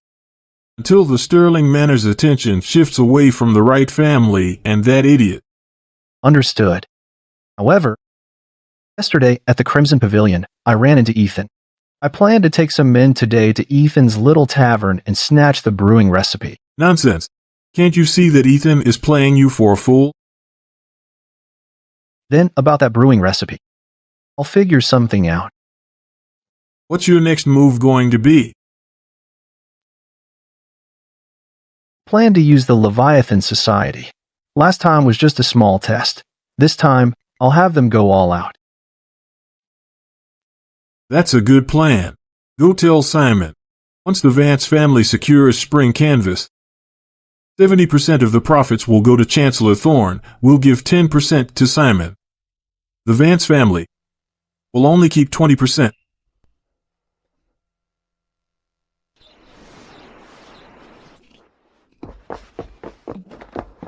Clara, I'm here. How are the lessons going? Huh? Lessons? What lessons? He's a scholar. Learning martial arts isn't easy for him. In that case, don't force it. Just let it be. It's fine, really. Didn't you have something to show me? Oh, right. Clara, please, have a seat. Look. Clara, let me ask you. In our great kingdom of Eldoria, do we value literature over martial arts? Yes. Poetry and wine go hand in hand, right? Correct. Where there's poetry and song, there are beauties and fine wine, right? Yes. How's the wine I brew? Excellent. That settles it. It's a guaranteed win. Let's do it. Guaranteed profit. Okay. Let's do it your way. When do we go look at the land? I'll go in a little while. I'll get the money transferred to you.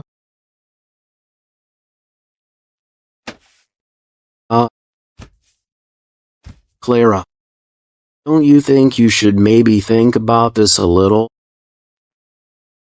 According to this plan, you'd have to put up $15,000 and 50 acres of land to break even. And make that money back would take 2 whole years. Investing carries risks. Be careful. Cautious people never get rich. From this moment on, we're in this together. I'll leave this matter to you. I don't care about the rest. If in my past life, every investor talked like you, wouldn't that have been nice? No problem. But this plan needs to be postponed for a while. Why? I'm on a mission, and I've only got 8 days left. Is it a task from Lord Ashton? Yeah. How could a princess bear to let my future husband put his life on the line for her?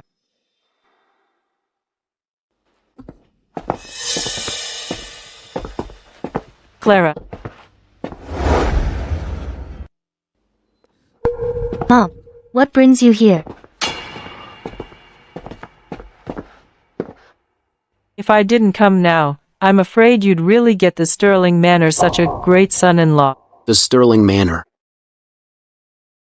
The Sterling Manor. The third young lady. She's Clara Sterling. Mom.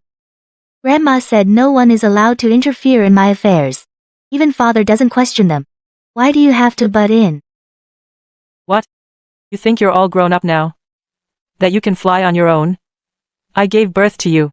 You think I can't control you? The Sterling Manor is a place of great standing. How could some poor, shabby boy like him ever set foot in here? Ethan Wright, is it? Stop pestering my daughter. You're not worthy. When have I ever pestered your daughter? Let me tell you the truth. Prince Edward has his eye on my daughter. I've already agreed. She's destined for the royal palace. You'll have to kneel on the ground and call her, Your Highness. What did you say? You said yes to Prince Edward? That's right. You. Hey. You. Don't cry. Some parental orders. You don't have to follow. Besides, she doesn't deserve to be your mother. She doesn't deserve to be your mother. Every man wants a wife. Every woman wants a husband. That's what every parent hopes for. Search your conscience. Are you fit to be a mother? You're just a commoner. You have no right to lecture me. Whenever Clara comes to my place, she just wants to chat with my sister and ease her loneliness. We can't compare to a deep mansion like the Sterling Manor, but I also know that noble families like yours never care about human feelings. You force your own selfish interests on your children. If they're the slightest bit unsatisfied, you use things like filial piety, traditional rules, and moral kidnapping. Selfish interests? Humph. You're nothing but the little boss of the tavern. What can you possibly offer her? Let me make this clear again. You, Ethan Wright, can never cross the threshold of the Sterling Manor. I have a word for you, madam. Never underestimate a poor young man.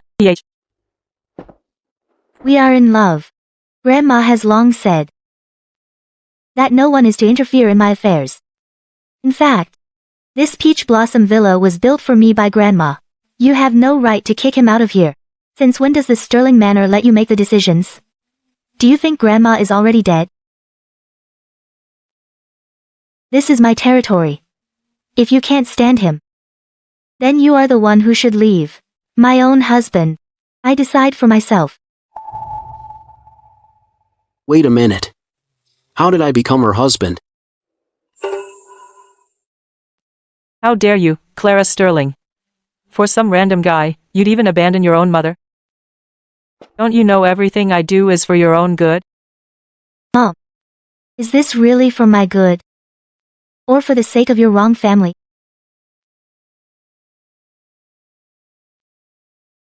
Mom, don't forget. I'm a Sterling. You're also the lady of the Sterling Manor. You. If you really can't stand him, then please leave. Otherwise, I'll write a letter to Grandma. Fine, fine, fine. I can't control you. But you want to marry him? Impossible.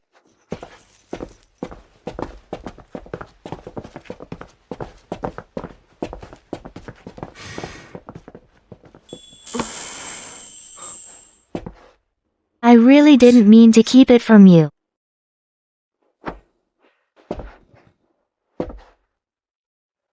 How did I suddenly become your husband? At the literary marriage contest, Lord Ashton had someone ask for your poem. You won that day. And the winner naturally becomes Clara Sterling's husband. So this whole thing. Why wasn't I told? I know you are indifferent to fame and wealth. I'm also well aware that my status and position are all given by my family. I don't like it either, you know. Was waiting for the right moment to tell you. I didn't expect my mother would show up today. Oh, great. Now you're telling me that in all of Riverland, the most powerful noble family wants me as their son-in-law?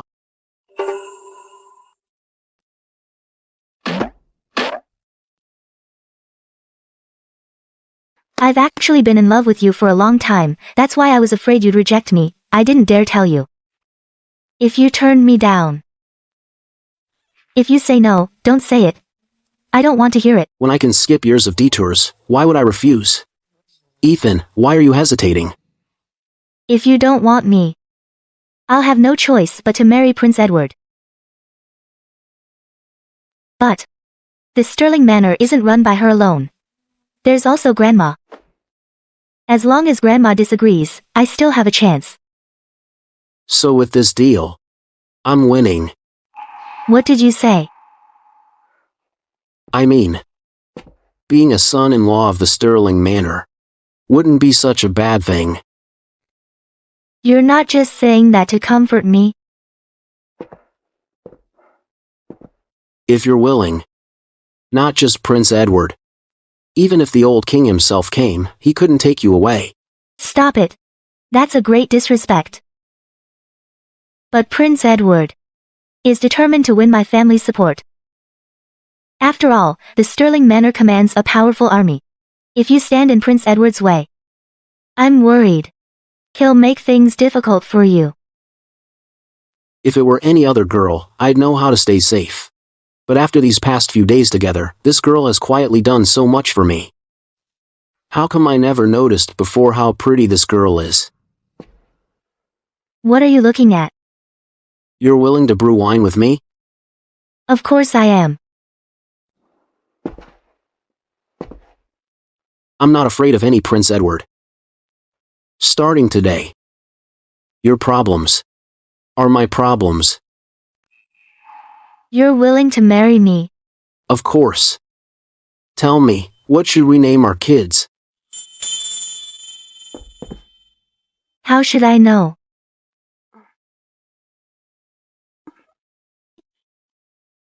How did I even say something like that?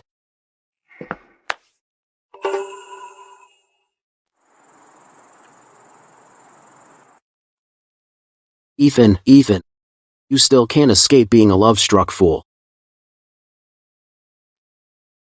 But you know, since ancient times, people have always valued a well-matched marriage. Being an official? That's not happening. Going into business. Becoming a merchant, sure, the status is a bit low, but if you're filthy rich, rolling in dough, then except for the emperor himself, nobody can touch me.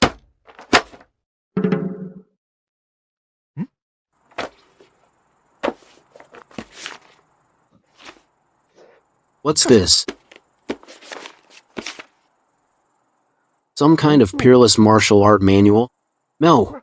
Where the heck did this come from? Did it just drop from the sky? Oh, come on. Not again. Kid, want to learn a Peerless martial art? Then come with me. Where are we going? Just follow. It's the middle of the night. Where could we possibly be going? To teach you. Wait.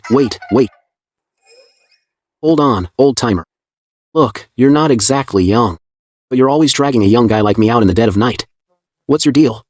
Are you some kind of creep? Or into guys? Do you have any idea who I am? You don't look trustworthy. I am a guest martial artist at the Sterling Manor and a renowned martial artist of our time. If it weren't for Miss Clara asking me to show you a thing or two, I wouldn't give you the time of day. Then why didn't you say that sooner? Then why didn't you ask sooner? No.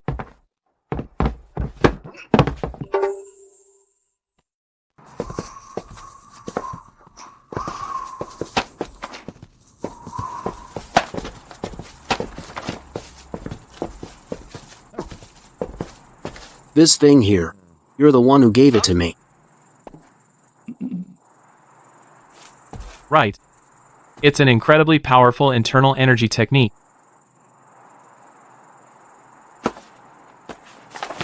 So then, how am I supposed to practice it? Practice it however you want.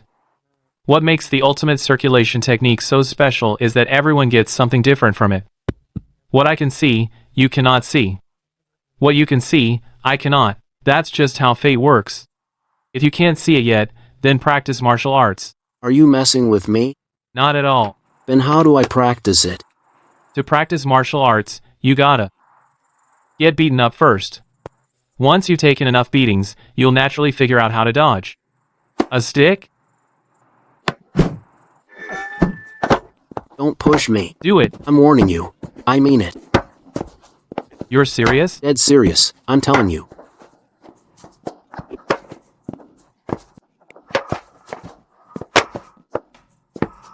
I think this old guy is getting back at me for that brick.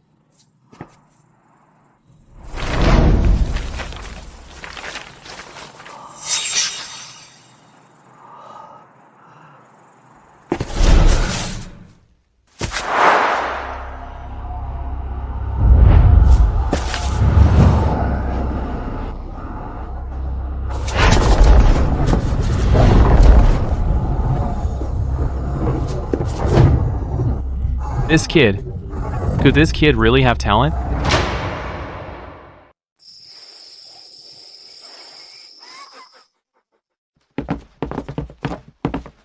Boss, we've received word from headquarters.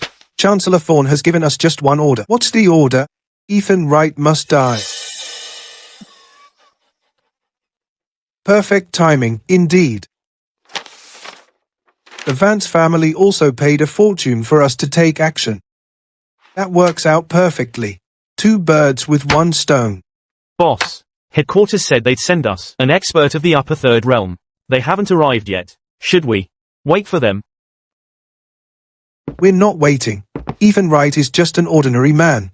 Besides, we also have old man Lewis of the lower tier of the 4th realm. No matter what he's capable of, he won't escape. Boss, headquarters has another order. Right now, the Obsidian mirror agents in River and City have been mostly eliminated by us. The rest have gone into hiding. Headquarters orders us to find the Obsidian Mirror's roster and round up the remaining agents. I've heard that the roster for the Obsidian Mirror in Rewritten City is held by a woman named Robin.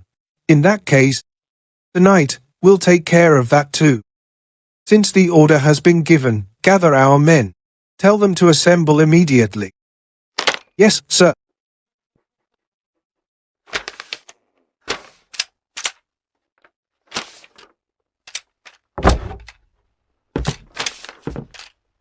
We're closed, sir. Sir, today is the last day of your mission. Just a reminder. Oh, Miss Robin. But I really hate killing. Then you can just wait to get killed by the Council of Elders. After all, the embroidered envoys in Riverend get replaced quite often. Sigh. I thought I was far from the martial world. Turns out, I'm right on its shore.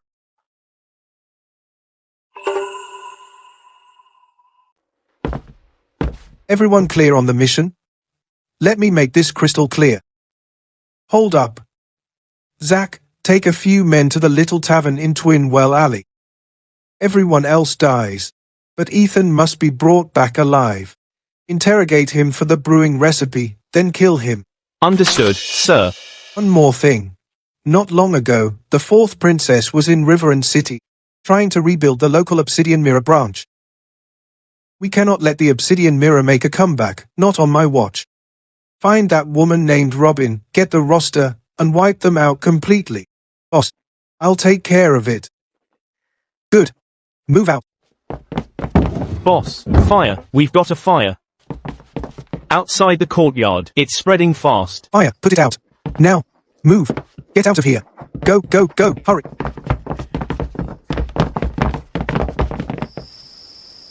I've been scouting for 3 days. I'd say there are 16 or 17 martial artists inside. Among them, the most skilled isn't Simon, but rather Old Man Lewis, who only has one eye. He's a lower 4th-tier expert. If Ethan's mission is to assassinate Simon, then he doesn't stand a chance in hell. None whatsoever. This is sending Ethan to his grave. Yes, Miss Clara. Should we go help Ethan? We have to help. Of course we do. I just don't understand why Amelia would assign Ethan a mission that's impossible to complete. Exactly. Ethan is just a commoner. Besides brewing wine and writing poetry, he's not suited for murder and robbery. I don't know why the princess keeps picking on Ethan.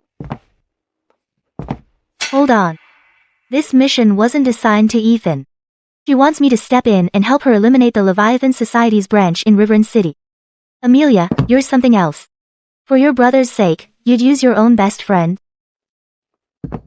Here's what you do, go. Go find Mr. Woods. Tell him his apprentice is in danger. Tell him to go now. Yes, Miss Clara.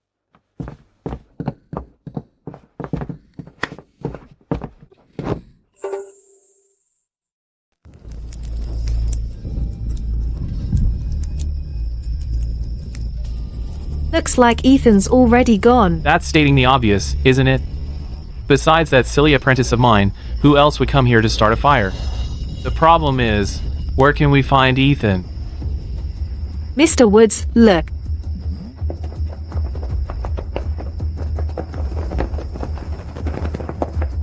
I figure Ethan ran off in that direction. They're chasing him. Then I'm off.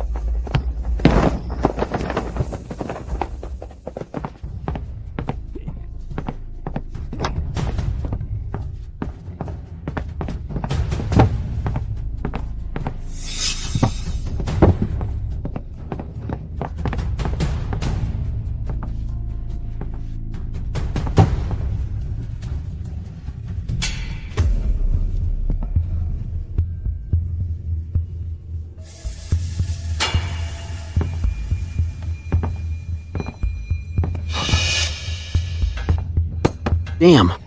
I can't move. Is this the famous paralyzing touch? Kid, you got careless, didn't you?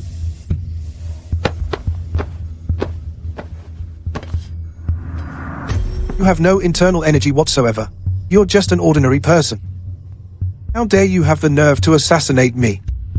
Commendable courage. Too bad, You're biting off more than you can chew. I'm not cut out to be an assassin. I'm gonna die here.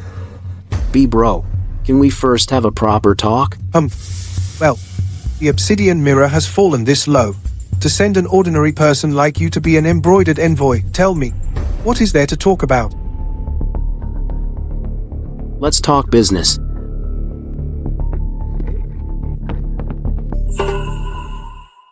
Get out.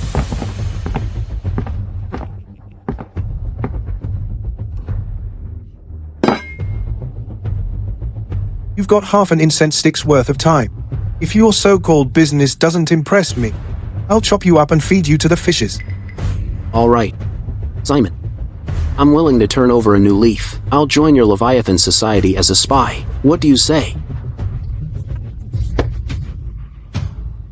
Our Leviathan Society doesn't need a spy this dumb. What's your name? Name's Felix. One of the 4 great scholars of the capital, Felix. That would be me. So that means Elder Flores has thrown his lot in with the Crown Prince. Whoa, Simon. What was my teacher thinking? I have absolutely no idea. Our kingdom of Eldoria values literature over martial arts. If you really are Felix, one of the 4 great scholars, I might just work with you. Right now, the Obsidian Mirror's spies are crawling all over the city. You draft a summons for me to gather them all in one place. How about that? No problem. Bring me a brush.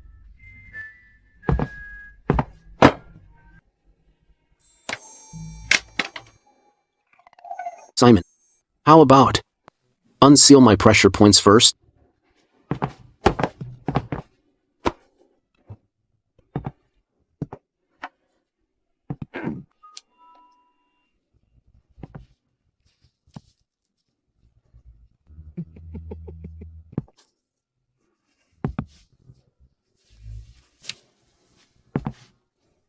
Simon, did your master ever tell you? Never turn your back on anyone, especially your opponent.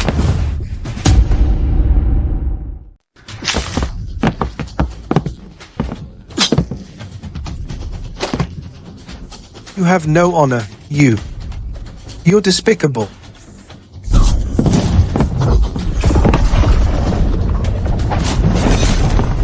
I really thought I was done for, and I never expected the ultimate circulation technique to have such incredible lightness skill.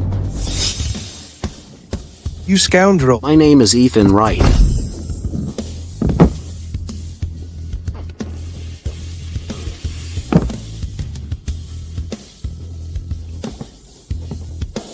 I am not Felix. My name is Ethan Wright.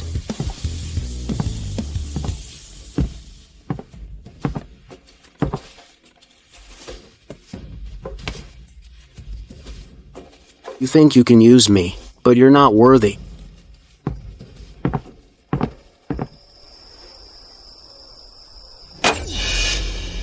Simon is dead? Not only that, when I got there, I found the Leviathan Society branch had been nearly wiped out, with no survivors at all. That's strange. Just sent Simon to kill Ethan Wright, and then he ends up getting killed. Tell me, could it have been Ethan Wright's doing? Uncle, it's not that I look down on this Ethan Wright, but even 100 Ethan Wrights couldn't have wiped out a Leviathan Society branch. It has to be him.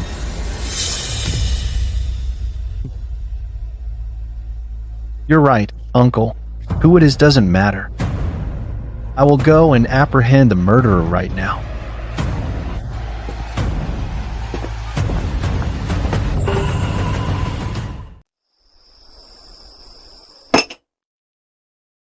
You know, Simon and the Vance family had already cut a deal. But who knew that at yesterday's dragon banquet, he'd get whacked?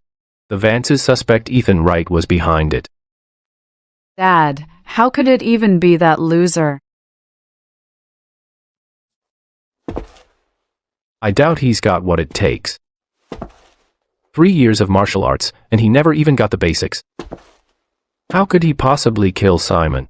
Besides, Simon had that expert, Old Man Lewis, by his side. Dad, Do you think it's possible the Sterling Manor is backing him? If the Sterling Manor is involved, things get complicated. This isn't just a simple business war, it could even drag in the battle for the throne. Then, should we get involved? Thing is, all our grain goes to the Vance family. My hands are tied. The Vance family is now worried Ethan might make a move. If Ethan actually pulls it off, it could shake the Vance family's position in the bootlegging business in Riverend. Why is Ethan Wright in the middle of everything? Yeah. Aren't you close with Clara? Go and feel out Clara. Find out if Clara gave that land to Ethan or sold it to him. Also, we need to determine whether Clara still has any contact with Ethan. Dad, I really don't want to go. I've already made an arrangement with the Vance family. From now on, you will marry Julian Vance from their family. In the future, you'll be the lady of the Vance household. You need to take this seriously. Understood, Father. I'll go in a bit to feel out Clara.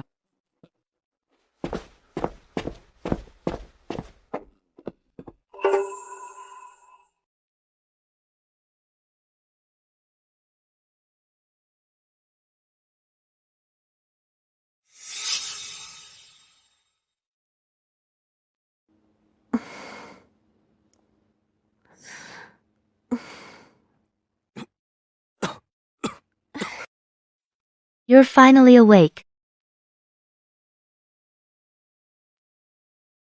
Sorry to worry you. How long was I asleep? 3 days. That's a long time. You're telling me. You really scared me to death. You must never do that again. You have to remember you still have me. But you are really something. You actually managed to kill Simon. Julian wanted to arrest you on the grounds of your disappearance. Mayor Lewis blocked it. Kid, you're awake. That surprised me. I don't know if I should call you lucky. Here, give me your hand. What for? I'm checking your pulse.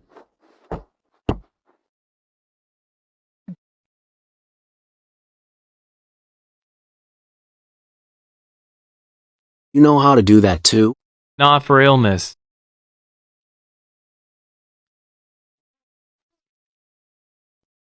Well, my boy. You've actually got something. Master Reed. I'm a man. What I mean is you have internal energy now. It's a blessing in disguise. Your ultimate circulation technique has reached the beginner stage. I'm just a beginner? Yeah. Do you know how hard it is to reach this stage? Ever since I comprehended the ultimate circulation technique for 30 years in my school, no disciple has been able to comprehend it. I've been searching for a disciple for 30 years. Hey, you're the only one who's comprehended it. This ultimate circulation technique is different from other internal arts. It depends on fate. Even if you've missed the prime age for martial arts training, once you begin, your strength will still improve by leaps and bounds. Wow. Could this be the legendary Peerless martial art?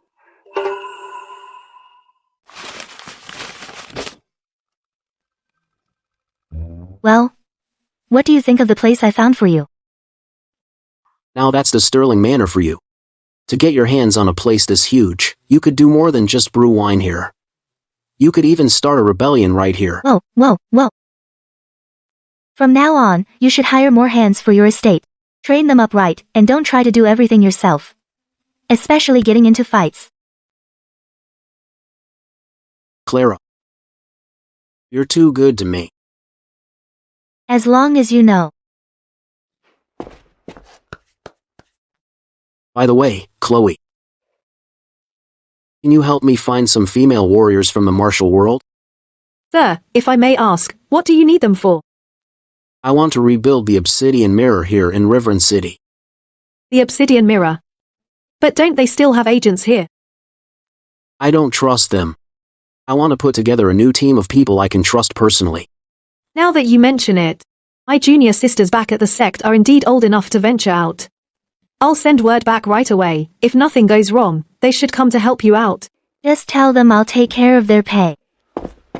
Miss Clara, Miss Mercer is here to see you. Will you be receiving her? Then I'll see her. Let's see who sent her.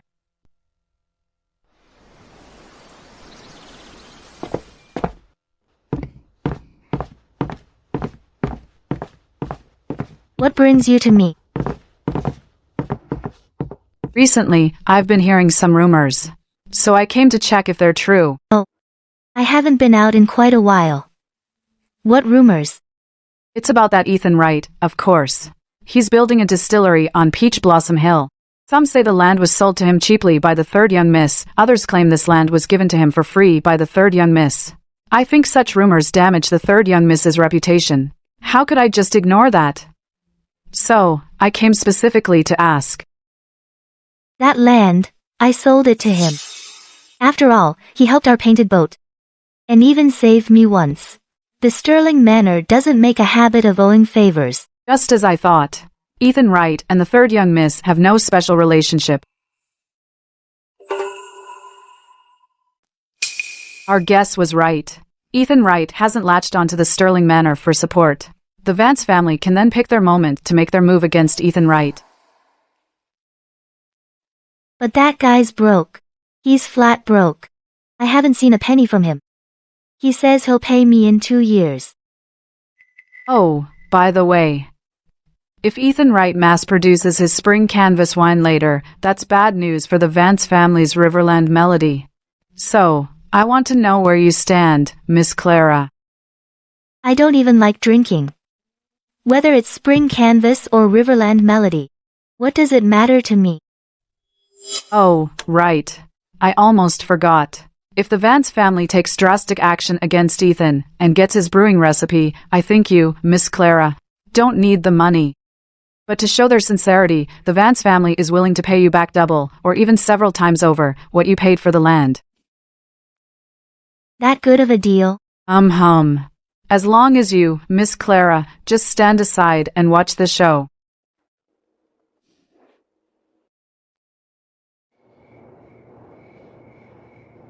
Excellent. Miss Clara really has no ties to Ethan Wright anymore. Since we've also repaid our debt of gratitude, we can now deal with Ethan Wright. Dad, I think we shouldn't rush. I actually have a better idea. What's your idea? Wait until that Ethan Wright builds his workshop. Wait until he brews spring canvas there. After all, we don't know how spring canvas is brewed.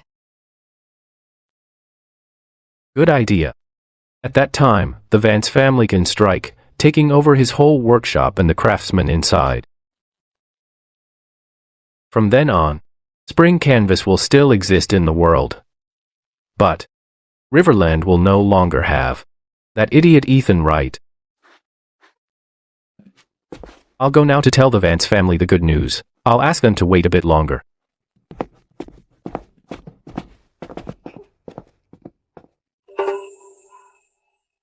What's the matter? Have to leave Riverend City for a bit. Where are you going? To the capital.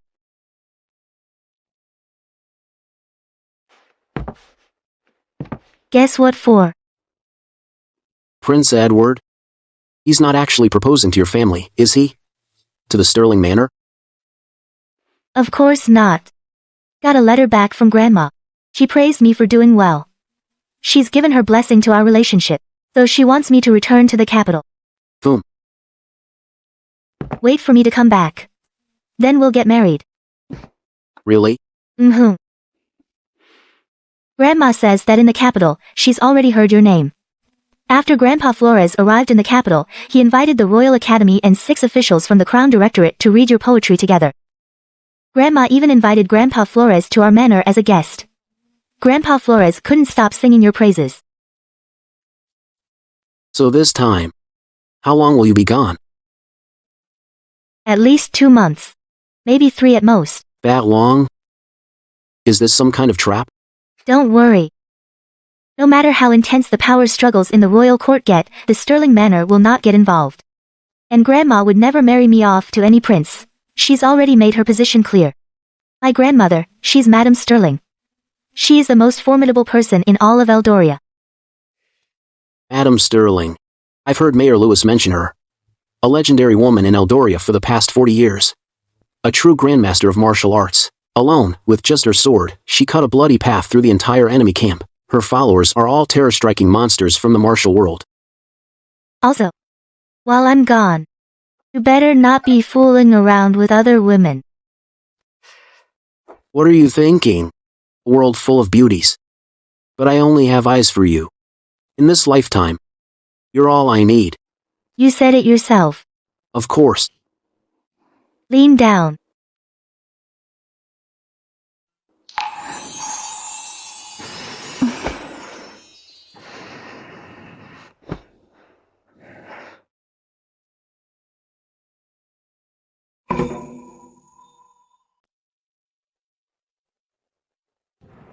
Felix. You know where this summer solstice poetry gathering is being held? On an island in the middle of the lake. You'll need to take a boat. And that island, it actually has an owner. Who owns it? Master Silas. He's the most famous music master in all of Eldoria. He's composed many of the famous songs. You know what the hottest song in the brothels is right now? Nope. It's the one you wrote, Butterflies in Love with Flowers, and Master Silas himself composed the music for it. Felix, let's go now, and meet this Master Silas. What for? To promote our peach blossom brew. When the time comes, we'll make hundreds of banners so everyone knows about peach blossom brew.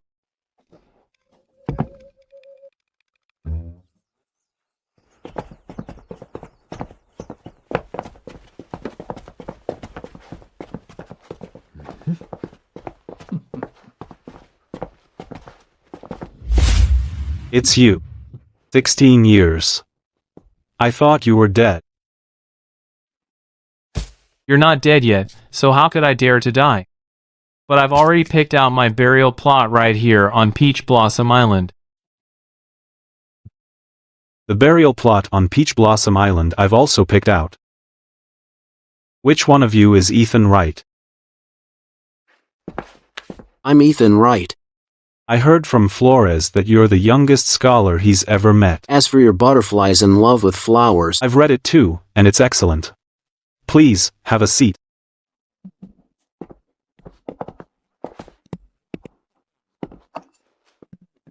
Chunlan, bring some tea.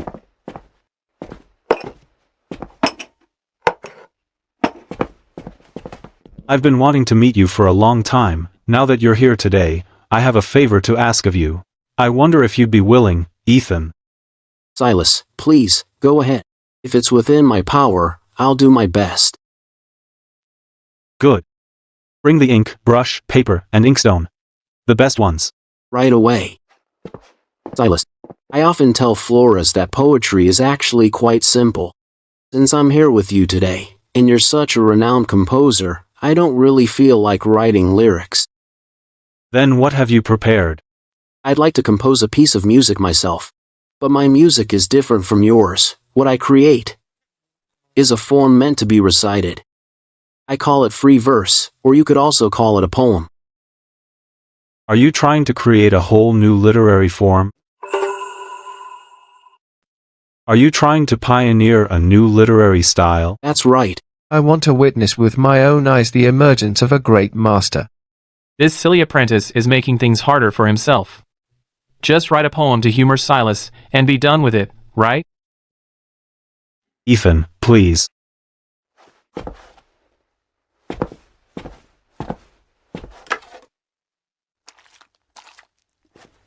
Clear sky over the sands. Brush sweeps away diluted clouds, songs awaken fragrant spring. Warblers and swallows in spring. Flowers and willows so real. Every affair, every grace. Delicate and tender. Poised and perfect, everyone. What a poem. A one-of-a-kind masterpiece. Master Flores's assessment of you was still too conservative, with just this one piece. The name Ethan Wright is destined for the history books. This is a great, enduring innovation. You flatter me. Its rhythm has a unique flavor. Especially the repeated words in the last few lines, they're the finishing touch. Ethan, give me this calligraphy. Senior. Don't call me senior. Master Flores and I are sworn friends, and he considers you a friend across generations. So that makes us friends across generations too. What's going on? Is it really that amazing? Silas, Ethan is my disciple. If you're calling him brother, then from now on, shouldn't you call me senior uncle? Get lost. A perfectly good literary master, why learn martial arts? It's all because of you, you old fool. You're leading him astray. Master Reed. Silas. Actually, I came here this time to ask a favor. Go ahead, Ethan. Tomorrow, I'd like to host a summer solstice poetry gathering here. To advertise myself. Who is advertise? Did he offend you? No matter. Go ahead and hit him. If one hit isn't enough, hit him twice. I've got your back. Master, Julian Vance, one of the 3 great talents of Riverend, requests an audience. Tell them to get lost. Tell them to get lost. These days, any Tom, Dick, or Harry calls himself a scholar. They don't have a lick of talent. They aren't even fit to shine. Your shoes, Ethan. Ethan, now that you're finally here on Peach Blossom Island, come on, let me show you around the island. Much obliged, Silas. After you.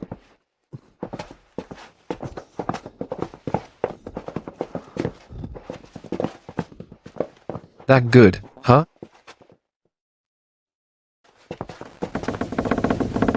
Master Silas is not seeing visitors. Wait a moment.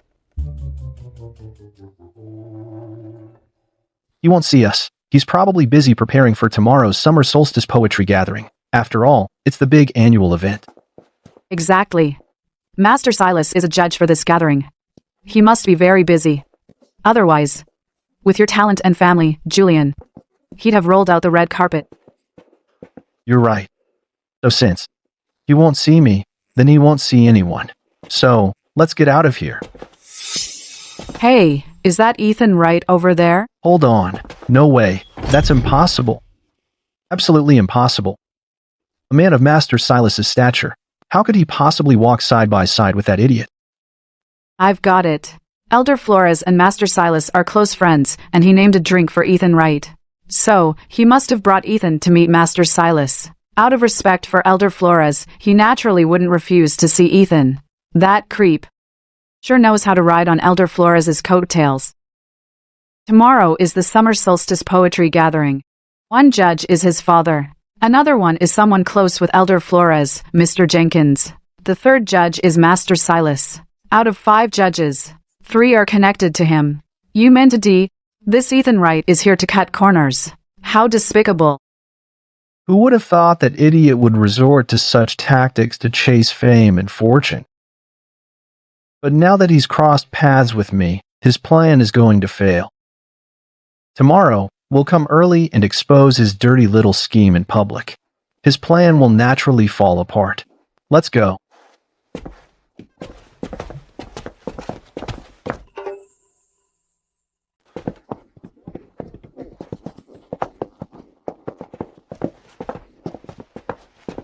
From Peach Blossom Island, Peach Blossom Brew, at the tavern beneath the banyan tree, wishing the summer solstice poetry gathering a successful opening.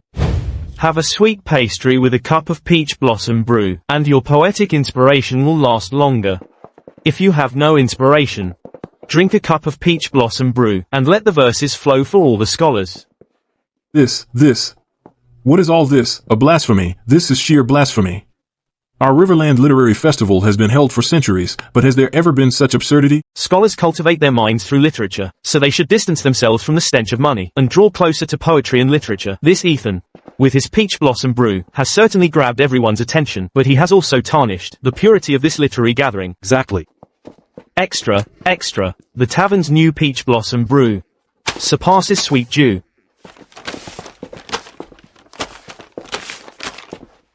What? This peach blossom brew is better than sweet dew. Didn't expect Ethan to pull a stunt like this, but no matter, this peach blossom brew will also become the property of the Vance family.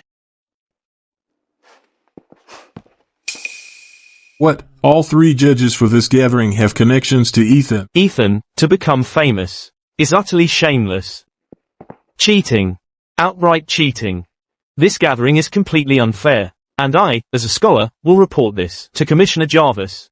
Let's all boycott Ethan. Right. Make Master Silas come out and give us an explanation. Right. Boycott Ethan. Boycott Ethan. Ethan, you think a loser like you can turn things around, but I won't just ruin you. I'll make sure you end up dead meat. Fairness. We demand fairness. We demand fairness. Ethan Wright cheated, colluding with the judges. If Ethan Wright wins the top prize, we won't accept it. We won't accept it. Change the judges. Change the judges. We demand a change of judges. We demand a change of judges. What's all this shouting? You all call yourselves scholars, but what kind of nonsense have you learned? Take a good look for yourselves. Where is Ethan Wright? Ethan Wright never even participated in the Summer Literary Festival. What? Ethan Wright never even showed up. Then everything I've done will become a joke. That's right. This Ethan Wright never even came to the literary festival. Who exactly is using our voices to spread these rumors? It's him. Right, he's the one who told me. No. Beat this son of a bitch to death. He's the one who got us. Scolded by Master Silas for nothing. Beat him to death.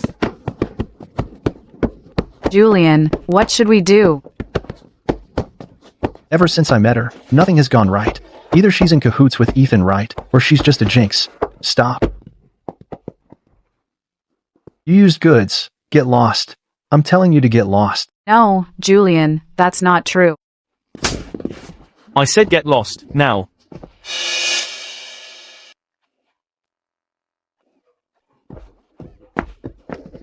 Hit him. Stop. The rules of Peach Blossom Island strictly forbid physical altercations, and anyone who violates them will be executed. This woman is truly bad luck. The moment I left her, danger turned to safety.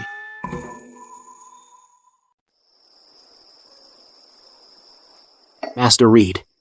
I heard from Clara that you used to be a bandit on Mount Reed. And later, Madame Sterling brought you under her wing. That's right. It was only by following Madame Sterling that I found a place to settle down. So, where are our brothers from Mount Reed now? The southern province. They've taken control of a few tribes there. Was that your idea? No, it was Madame Sterling's idea. Madame Sterling. She's preparing for the worst-case scenario, laying the groundwork. The southern province. What a great place. Hard to travel through. Easy to defend, hard to attack. Far from the capital, rich in resources, with exceptional natural conditions. It's a natural fortress. You know a thing or two about conquering territory. I didn't play all those strategy games for nothing. Just a bit. Just a bit. This new wine of yours, the Peach Blossom Brew. I just tried it. Once it hits the market, it's sure to sell like crazy. Master Reed. I've thought it over. Starting tomorrow, we'll lower the price of spring canvas to match Riverland Melody. And this Peach Blossom Brew will be sold at the tavern, replacing spring canvas. As for the price, $2 a pound. What if Riverland Melody lowers its price too? We'll lower ours too. How much do they lower? We lower by how much? Until Riverland Melody is out of business. Good. But there's one thing I'm worried about. The Vance family will definitely target our grain shipments. I need your help on this one. The Sterling Manor has more skilled fighters than just me. Don't worry. Leave it to me. Great. That Madame Sterling is really asking for it. I even had my mother personally propose the marriage. Clara's mother agreed, yet Madame Sterling dared to refuse. According to our intel, Madame Sterling is preparing to marry Clara off. Clara's return this time is to prepare for the grand wedding. It seems Madam Sterling is dead set not to let the Sterling Manor take sides. Whether it's the Sterling Manor, or the Sterling Manor in the capital, they will all serve me. Clara is mine. What does that Ethan think he is? Make him disappear. The Leviathan Society's branch in Riveren City was destroyed. It seems I'll have to personally lead the Leviathan Society and go there. This must be done in secret. After all, the Crown Prince is watching me. Don't worry. Someone will impersonate me well. Since Madam Sterling doesn't know what's good for her, it's time to pressure her. Kill Ethan. Kidnap Clara and bring her back to the capital. By then, with you and Clara as a done deal, let's see what choice Madam Sterling has.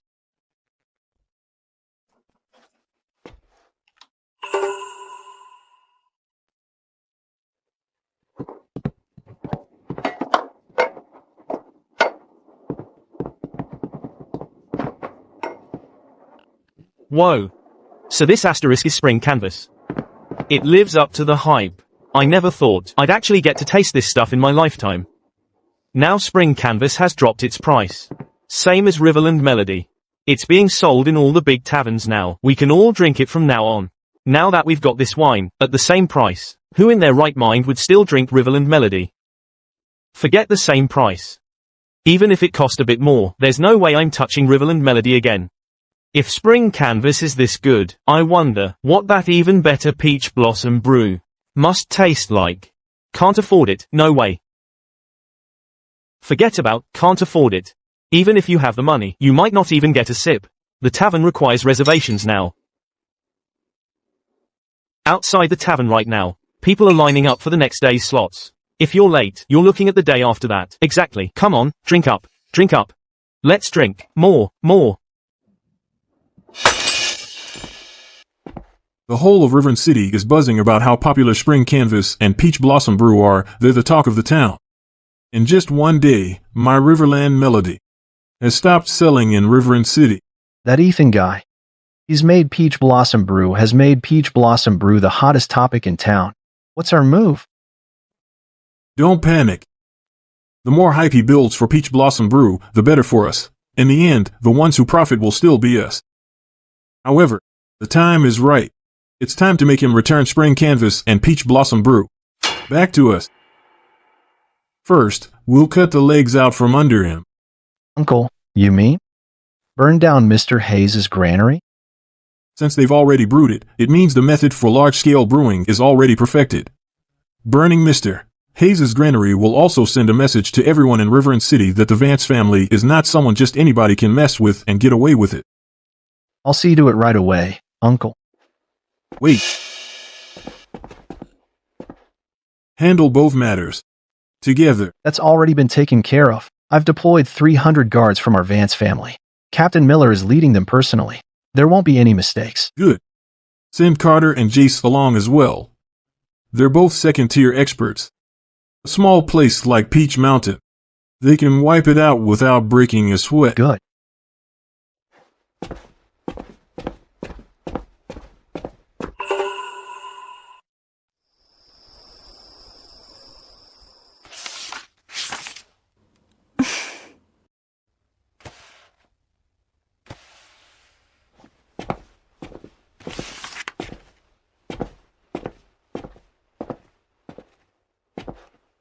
How come?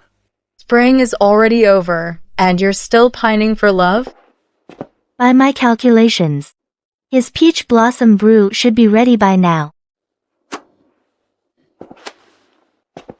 The Vance family definitely won't let his peach blossom brew launch smoothly.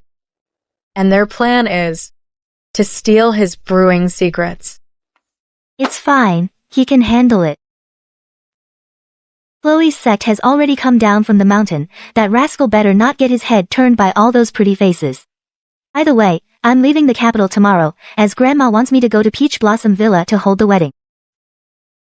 I probably won't be able to make it, so I can only wish you an early happy wedding. Thank you. Silly girl, this wedding won't be that simple.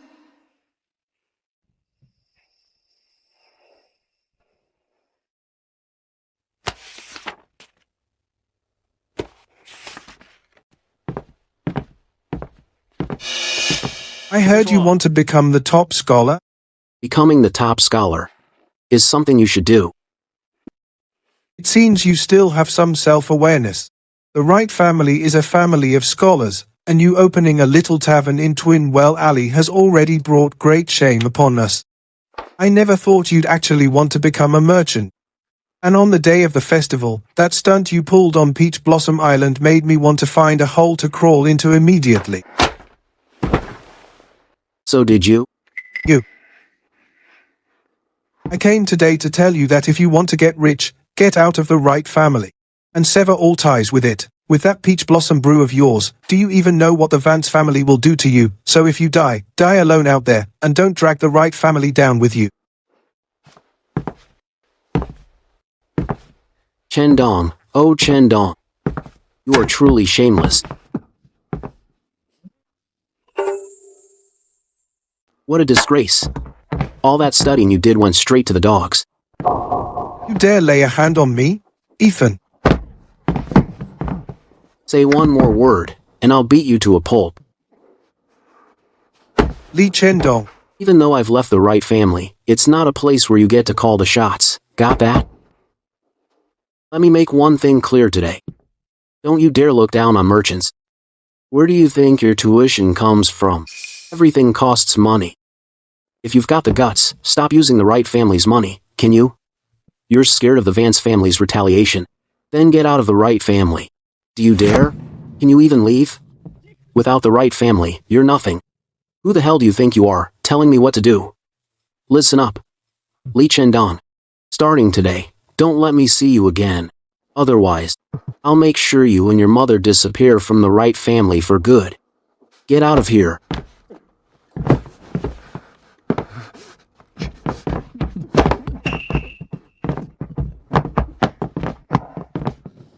Master, read. A letter from the capital.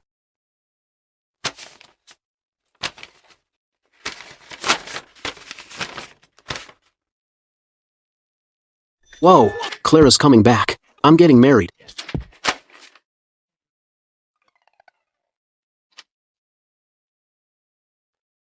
Partying every night. Master Reed. Before Clara gets back, we need to take out the Vance family, fast. We make our move tonight. If they won't act, we will. Got it. Ethan's winery has a high wall built around it. Flying over the wall and lowering the drawbridge will be up to you, Jace. Don't worry, Julian. Once the drawbridge is down, I'll send men to storm the winery. At that time, I'll need you, Jace, to capture all the brewers alive and bring them back. As for everyone else, kill them all. Killing people. That's my specialty. Good. If you see Ethan, I want his head. No problem.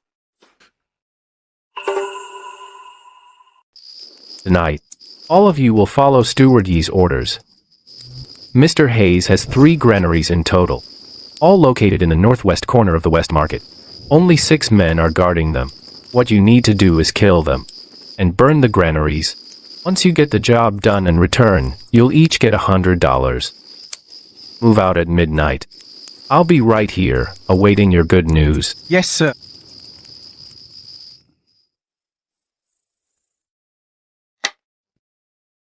You know, sometimes, I really don't get you, kid. As the brightest young man in the Sterling Manor, why stick around Riveren Prefecture? It's a waste. What's so bad about Riveren City? The waters here are just as deep as in the capital. The Wright family are Sterling Manor. The families controlling the Southern Granary, the Mercers and the Hayes. The Silas family, the Vance family, the Obsidian Mirror, and the Royal Guard. Too many to count. If you're so worried about Ethan, why look at me? I'm not gonna hurt him. I'm just curious. You tell me, the Mercers and the Vances against one man. Who will win? Tell you what. Give him a hand. Clara asked me to. But Father doesn't agree. My guess is, Father wants to see how he breaks the deadlock. If he actually wins, then he'll be the Sterling Manor's son-in-law. Sir, we've got trouble. The Hayes Grain Guild is on fire. What? Boss. It's bad. Fire. Boss.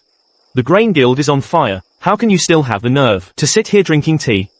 How many carts of grain do we have left in our Grain Guild? 1,000 carts. We're rich. Rich? How? Ethan Wright really had foresight. He moved all the grain out. Let's go. Let's head home. When we have time, we need to talk to Ethan Wright. We need to figure out how much money to squeeze from the Vance and Mercer families to settle this.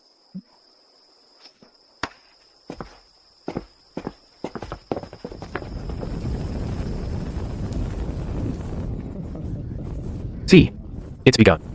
That little Ethan Wright is, after all, just a weakling against a powerhouse.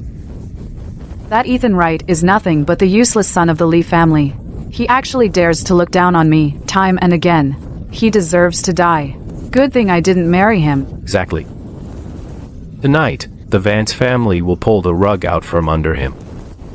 If he happens to be at the Peach Creek distillery, then he'll never see tomorrow's sun. Even if he's not there, once he gets the news, he'll be utterly crushed and desperate. Dad. If I marry into the Vance family, do you think I could become the top lady of Riverland? Of course you could. Mr. Mercer, Mr. Mercer. Our grain warehouse has been burned down. What? Say that again. What happened to the warehouse? It was burned down. Useless. A bunch of useless fools. Speak. What exactly happened? Tell me, what happened? Mr. Mercer, we went to burn down Mr. Hayes' granary. It was going smoothly. After we finished, we followed the master's orders and were on our way back. But then, we saw a huge fire in the southeast corner. What? By the time we got there, we were about to put out the fire, when a group of people suddenly attacked. They were killing everyone. Even Steward Yee was killed by them. I risked my life to get back here to report to you, sir. We're in trouble. We're in trouble. All the grain. It's all gone. The Vance family will still get their hands on the secret brewing recipe.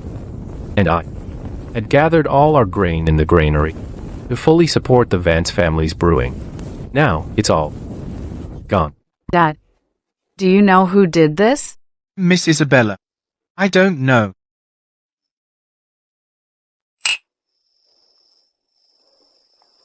You stirred up such a mess tonight. Aren't you scared?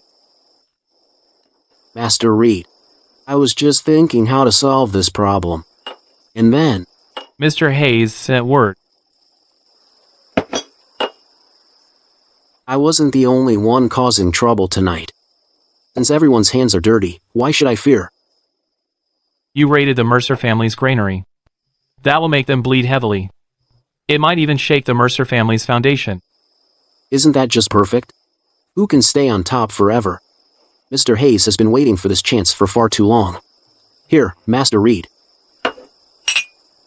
Kill them. It seems tonight, more than a few people were stirring things up. Good thing I had Lord Ashton arrange manpower in advance. I just want to enjoy my drink in peace. Give me a gourd tomorrow. Remember, every day from now on, you must keep your master's gourd filled up. Make it peach blossom brew. Got it.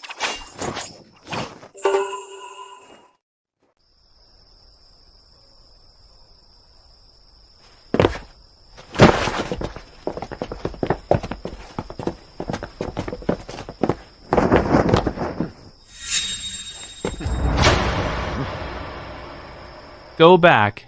Pretend nothing happened tonight. We're both second realm masters. Even if you are a first realm master, you'll still have to go through both of us in a fight. By then, 300 guards will have already slaughtered everyone in this manor. You won't be able to save a soul. Those 300 guards have already been ambushed and wiped out. Tonight, you're all dead too. Master Reed. Attack.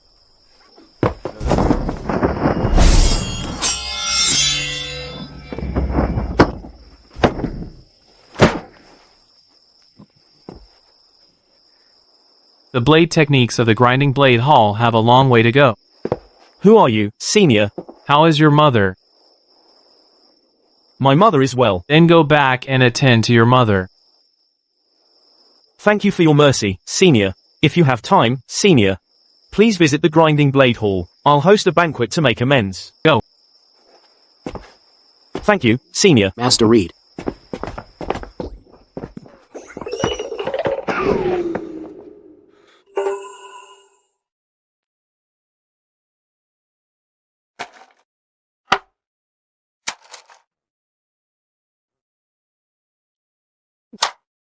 You got me. You're still unwilling to go to the southern province. That was Master's idea. Not at all. It's my father's decision. Why is the Sterling Manor helping me to get through this? My father said you helped Ethan Wright. Besides, the Sterling Manor needs someone to go to the southern province. The Sterling Manor already sees Ethan Wright as one of its own. Right, Ethan did win, after all. Tell your father for me that I, Lewis, will keep the southern province watertight. Someone will report to the authorities soon. Let them investigate. Aren't you worried Julian Vance will use the pressure from the authorities to threaten Ethan Wright? Let him try. That kid has the Obsidian mirror token but never uses it. And that's not good.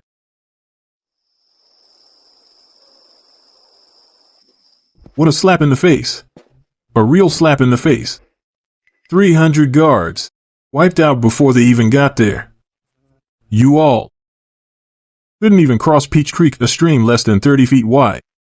And those two upper-tier second realm masters vanished without a trace. This Ethan Wright. Looking at it now, we've all misjudged him. The Sterling Manor is something else. They are master strategists. Uncle, you mean, behind this incident, the Sterling Manor is helping Ethan Wright? Of course. To take down two upper-tier second realm masters takes a first realm master. In the entire kingdom of Eldoria, who can casually deploy a first realm master but the Sterling Manor? Since we've crossed that line, and the sneaky way didn't work, we do it out in the open. Go now. Round up every last one of them from Ethan's little tavern. I want them all here. Don't kill anyone for now. Force them to reveal the brewing recipe. Understood.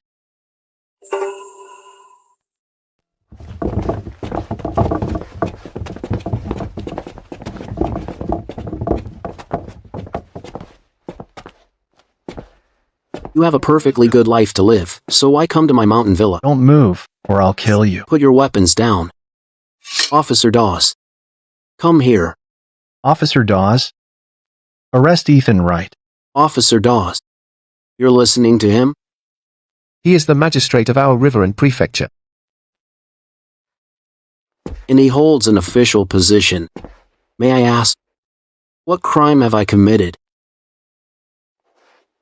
If this isn't evidence, then how do you explain the bodies outside?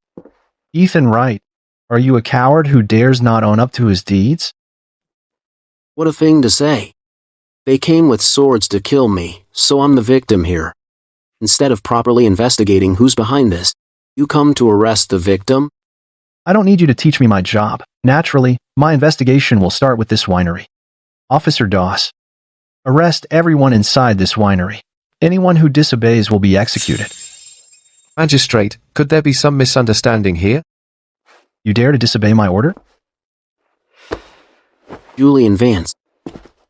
Are you getting too big for your britches just because I've been nice to you?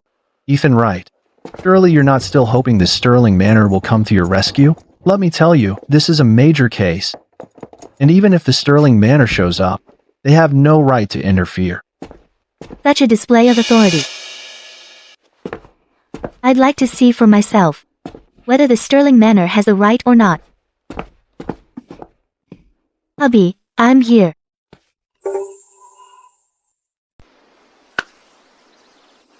Hubby, did you miss me?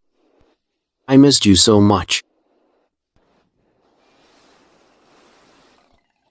Did he bully you? A little bit, yeah. Julian, you've got some nerve.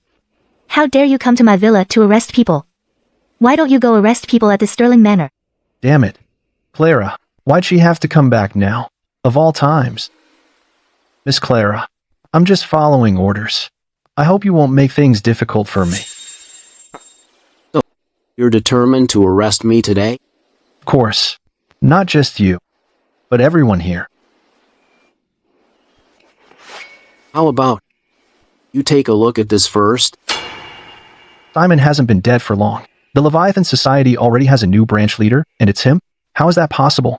He didn't kill Simon, so this branch leader's token must have been given by the Leviathan Society. The Leviathan Society branch leader's token. Impossible. Impossible. You can't be the Leviathan Society branch leader. Looks like Julian doesn't believe me. All right then. Go to the capital and ask the elders at the headquarters. Or ask Chancellor Thorn. I wouldn't dare. Your purpose here today is clear to both of us. Since we've dropped all pretenses, I'm going to collect some interest. You still want to arrest me? I wouldn't dare. Get out.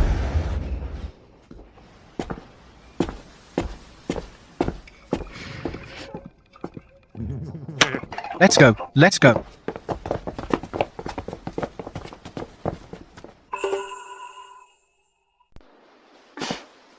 Are you really the branch leader of the Leviathan Society? Of course not. Back then, I killed Simon, remember? I just took it off his body. Never thought it'd be so handy. Are you an idiot? Aren't you afraid the Leviathan Society will come after you? Their branch is gone. They're swamped right now. No time to worry about me. But, didn't you say you'd be back in 2 months? Why are you back so early? Of course. I came back to marry you. Look. What's this? My dowry. So much. So, marrying me is a great deal, right? You're giving such a huge dowry. What am I supposed to give? I can only offer myself as the betrothal gift for Clara. Such a charmer. Let's go. We need to decorate Peach Blossom Villa properly. From now on, this will be our home. Damn it. Damn it. Ethan. How did he become the branch leader of the Leviathan Society? Uncle. Right now, it's not about whether we can get the brewing recipe anymore. It's about how Ethan will use the Leviathan Society to take revenge on the Vance family. If he really does that, the Vance family is finished. You've all been deceived.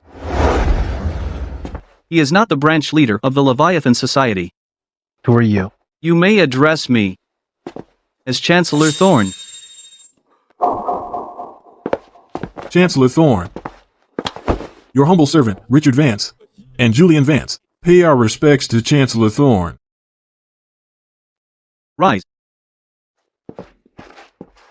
May I ask, Chancellor, why have you come to Riverend City? And what did you mean when you said Ethan is not the branch leader of the Leviathan Society? What's going on? I have not appointed a new branch leader for Riverend City. That token he's carrying belonged to Simon. So that's how it is.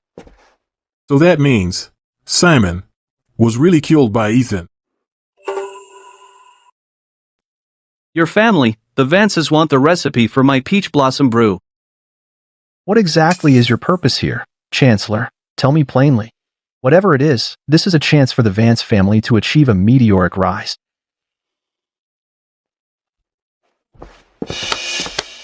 Your Excellency, I'd like to. Good. Since your family, the Vances, pledges loyalty to me, I can offer you a chance. Just give the order, Chancellor. The Vance family will go through fire and water without hesitation. My presence here must remain a secret. I have a mission for your family. Clara Sterling's grand wedding is fast approaching. I want this grand wedding to be a bloodbath. Everyone dies except Clara. Consider it done. Excellent. I've brought my own experts to ensure nothing goes wrong. Thank you, Chancellor.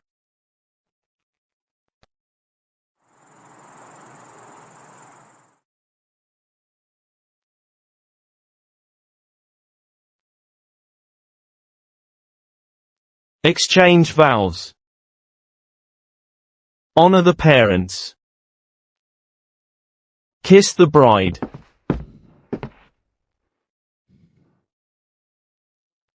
And head to the bridal suite.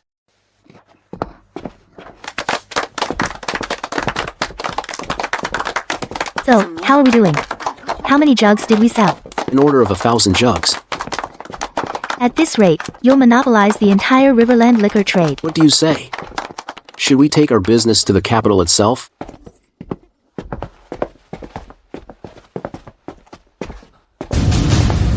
You still dare to aim for the capital? Who are you? A dead man has no need for names. Miss Sterling, have you no regard for the entire Sterling Manor? The only man you'll marry is Prince Edward. Come with me now, and we might still reach an understanding. Trying to take her? Did anyone ask for my permission? Ethan Wright, today, you die. Today's your last day. Julian, I was gonna let you live, but you just had to push your luck. Ethan, cut the act. You think I don't know? Your Leviathan Society identity is fake. Talk about nerve. Daring to impersonate the Leviathan Society? Since you know the truth now, you think I don't have a backup plan? A backup plan? You're out of time. You're dying here. Today. Julian, I'm really curious. Who gave you the nerve to barge into Peach Blossom Villa? You really think the Sterling Manor isn't to be taken seriously? The entire villa is surrounded by my men. No one's getting out. Once you're all dead, who's gonna know I did it? Piss off the Sterling Manor. And your Vance family is dead. No matter what state my Vance family is in, it's not for a lowlife like you to tell us what to do. Once you're dead, the formula for the liquor will belong to the Vance family. We'll rise to new heights. So that means he's your backer. Am I right? Victor, Chancellor Thorne. How do you know about Chancellor Thorne? Of course I know. I just didn't expect you to come. But it's perfect timing. You're all here now. Otherwise, I wouldn't have known how to play this out. You knew I.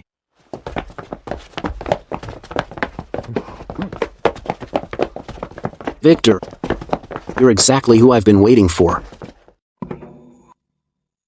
Chancellor Thorne, I've been waiting for you for a long time. You set this trap for me? That's right. The day you left the capital, I knew you'd come. These past few days, I've been waiting. It was the first prince. No, it was Madame Sterling. That's right. It was Madame Sterling's plan. She wrote to me in advance.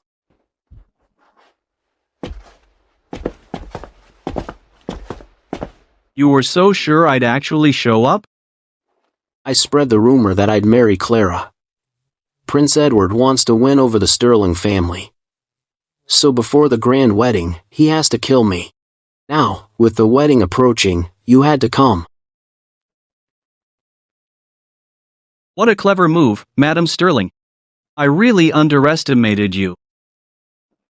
But, do you really think you've got me? I didn't bring many men, but each one is a top-notch fighter.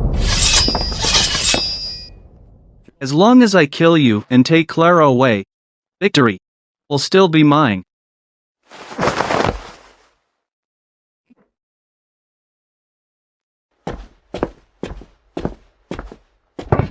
The Sterling Manor was prepared. Your men have already been held off by Master Woods. Master Woods vanished for 20 years. To think he was hiding in Rewritten City. I miscalculated. I never would have thought Madame Sterling would use her own beloved granddaughter as bait. The only way to break the deadlock is Clara herself.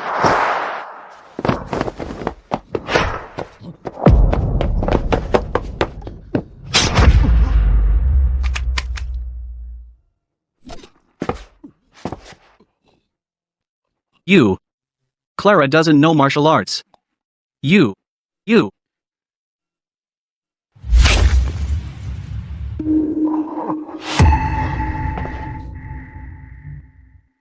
You're the princess's personal guard. This time, you came to Riverend in secret. Only Prince Edward knows. If you die here, the princess will tell His Majesty you defected to the enemy. So, you'll be like a stray dog, unnoticed by anyone. Now, Chancellor Thorn, prepare to die.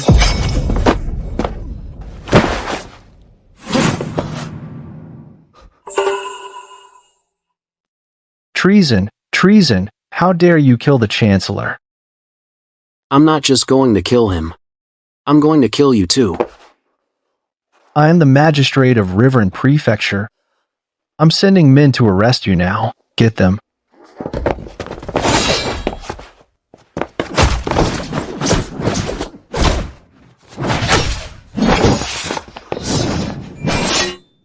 Gentlemen, I am Arthur Sterling.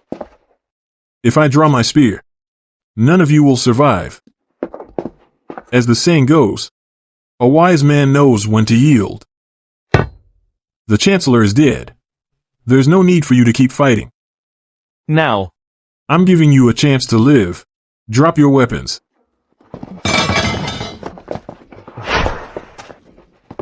You. Ethan Wright. I'll kill you right now.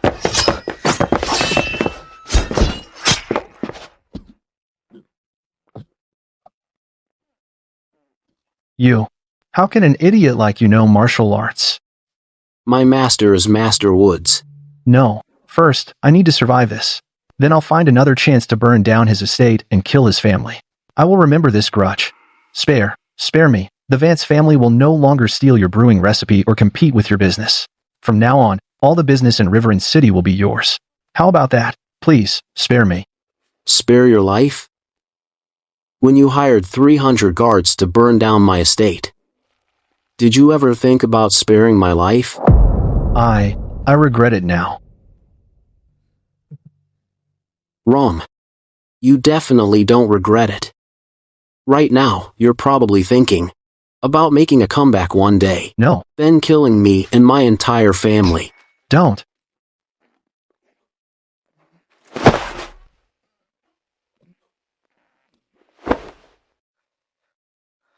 Kill them all. Leave no one alive. Great aunt, great aunt, great aunt. Don't be mad, okay? You actually colluded with Grandma to keep me in the dark. Ah, I didn't mean to keep it from you. This was a plan personally set by your grandma. We had to make sure it was foolproof. The fewer people who knew, the better. That meant we had to keep it from you so Chancellor Thorn would believe it. And here I was, looking forward to it for so long. I even picked out the wedding dress myself. But in the end, the one who tied the knot with you was Robin. It was fake. All of it was fake. Without the parents present, how could a wedding like that count, right?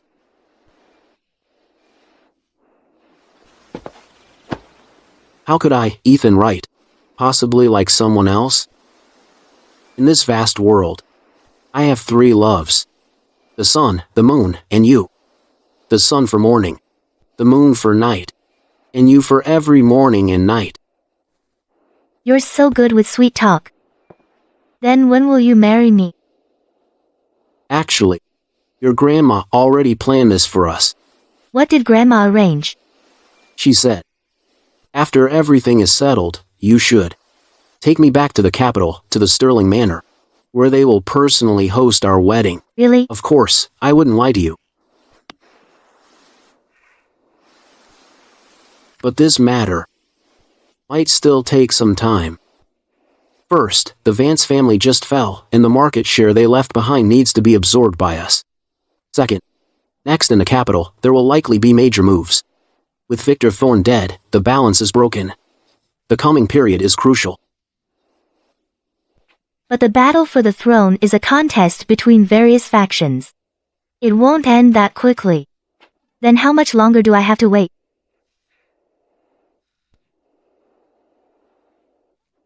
I have an idea. We can first get married secretly in Riveren City, then go back to the capital. Well, that's not really appropriate, is it? Why not? My grandma has already accepted you. You're part of our family. Don't tell me you're unwilling. All right. Whatever you say. This is your reward.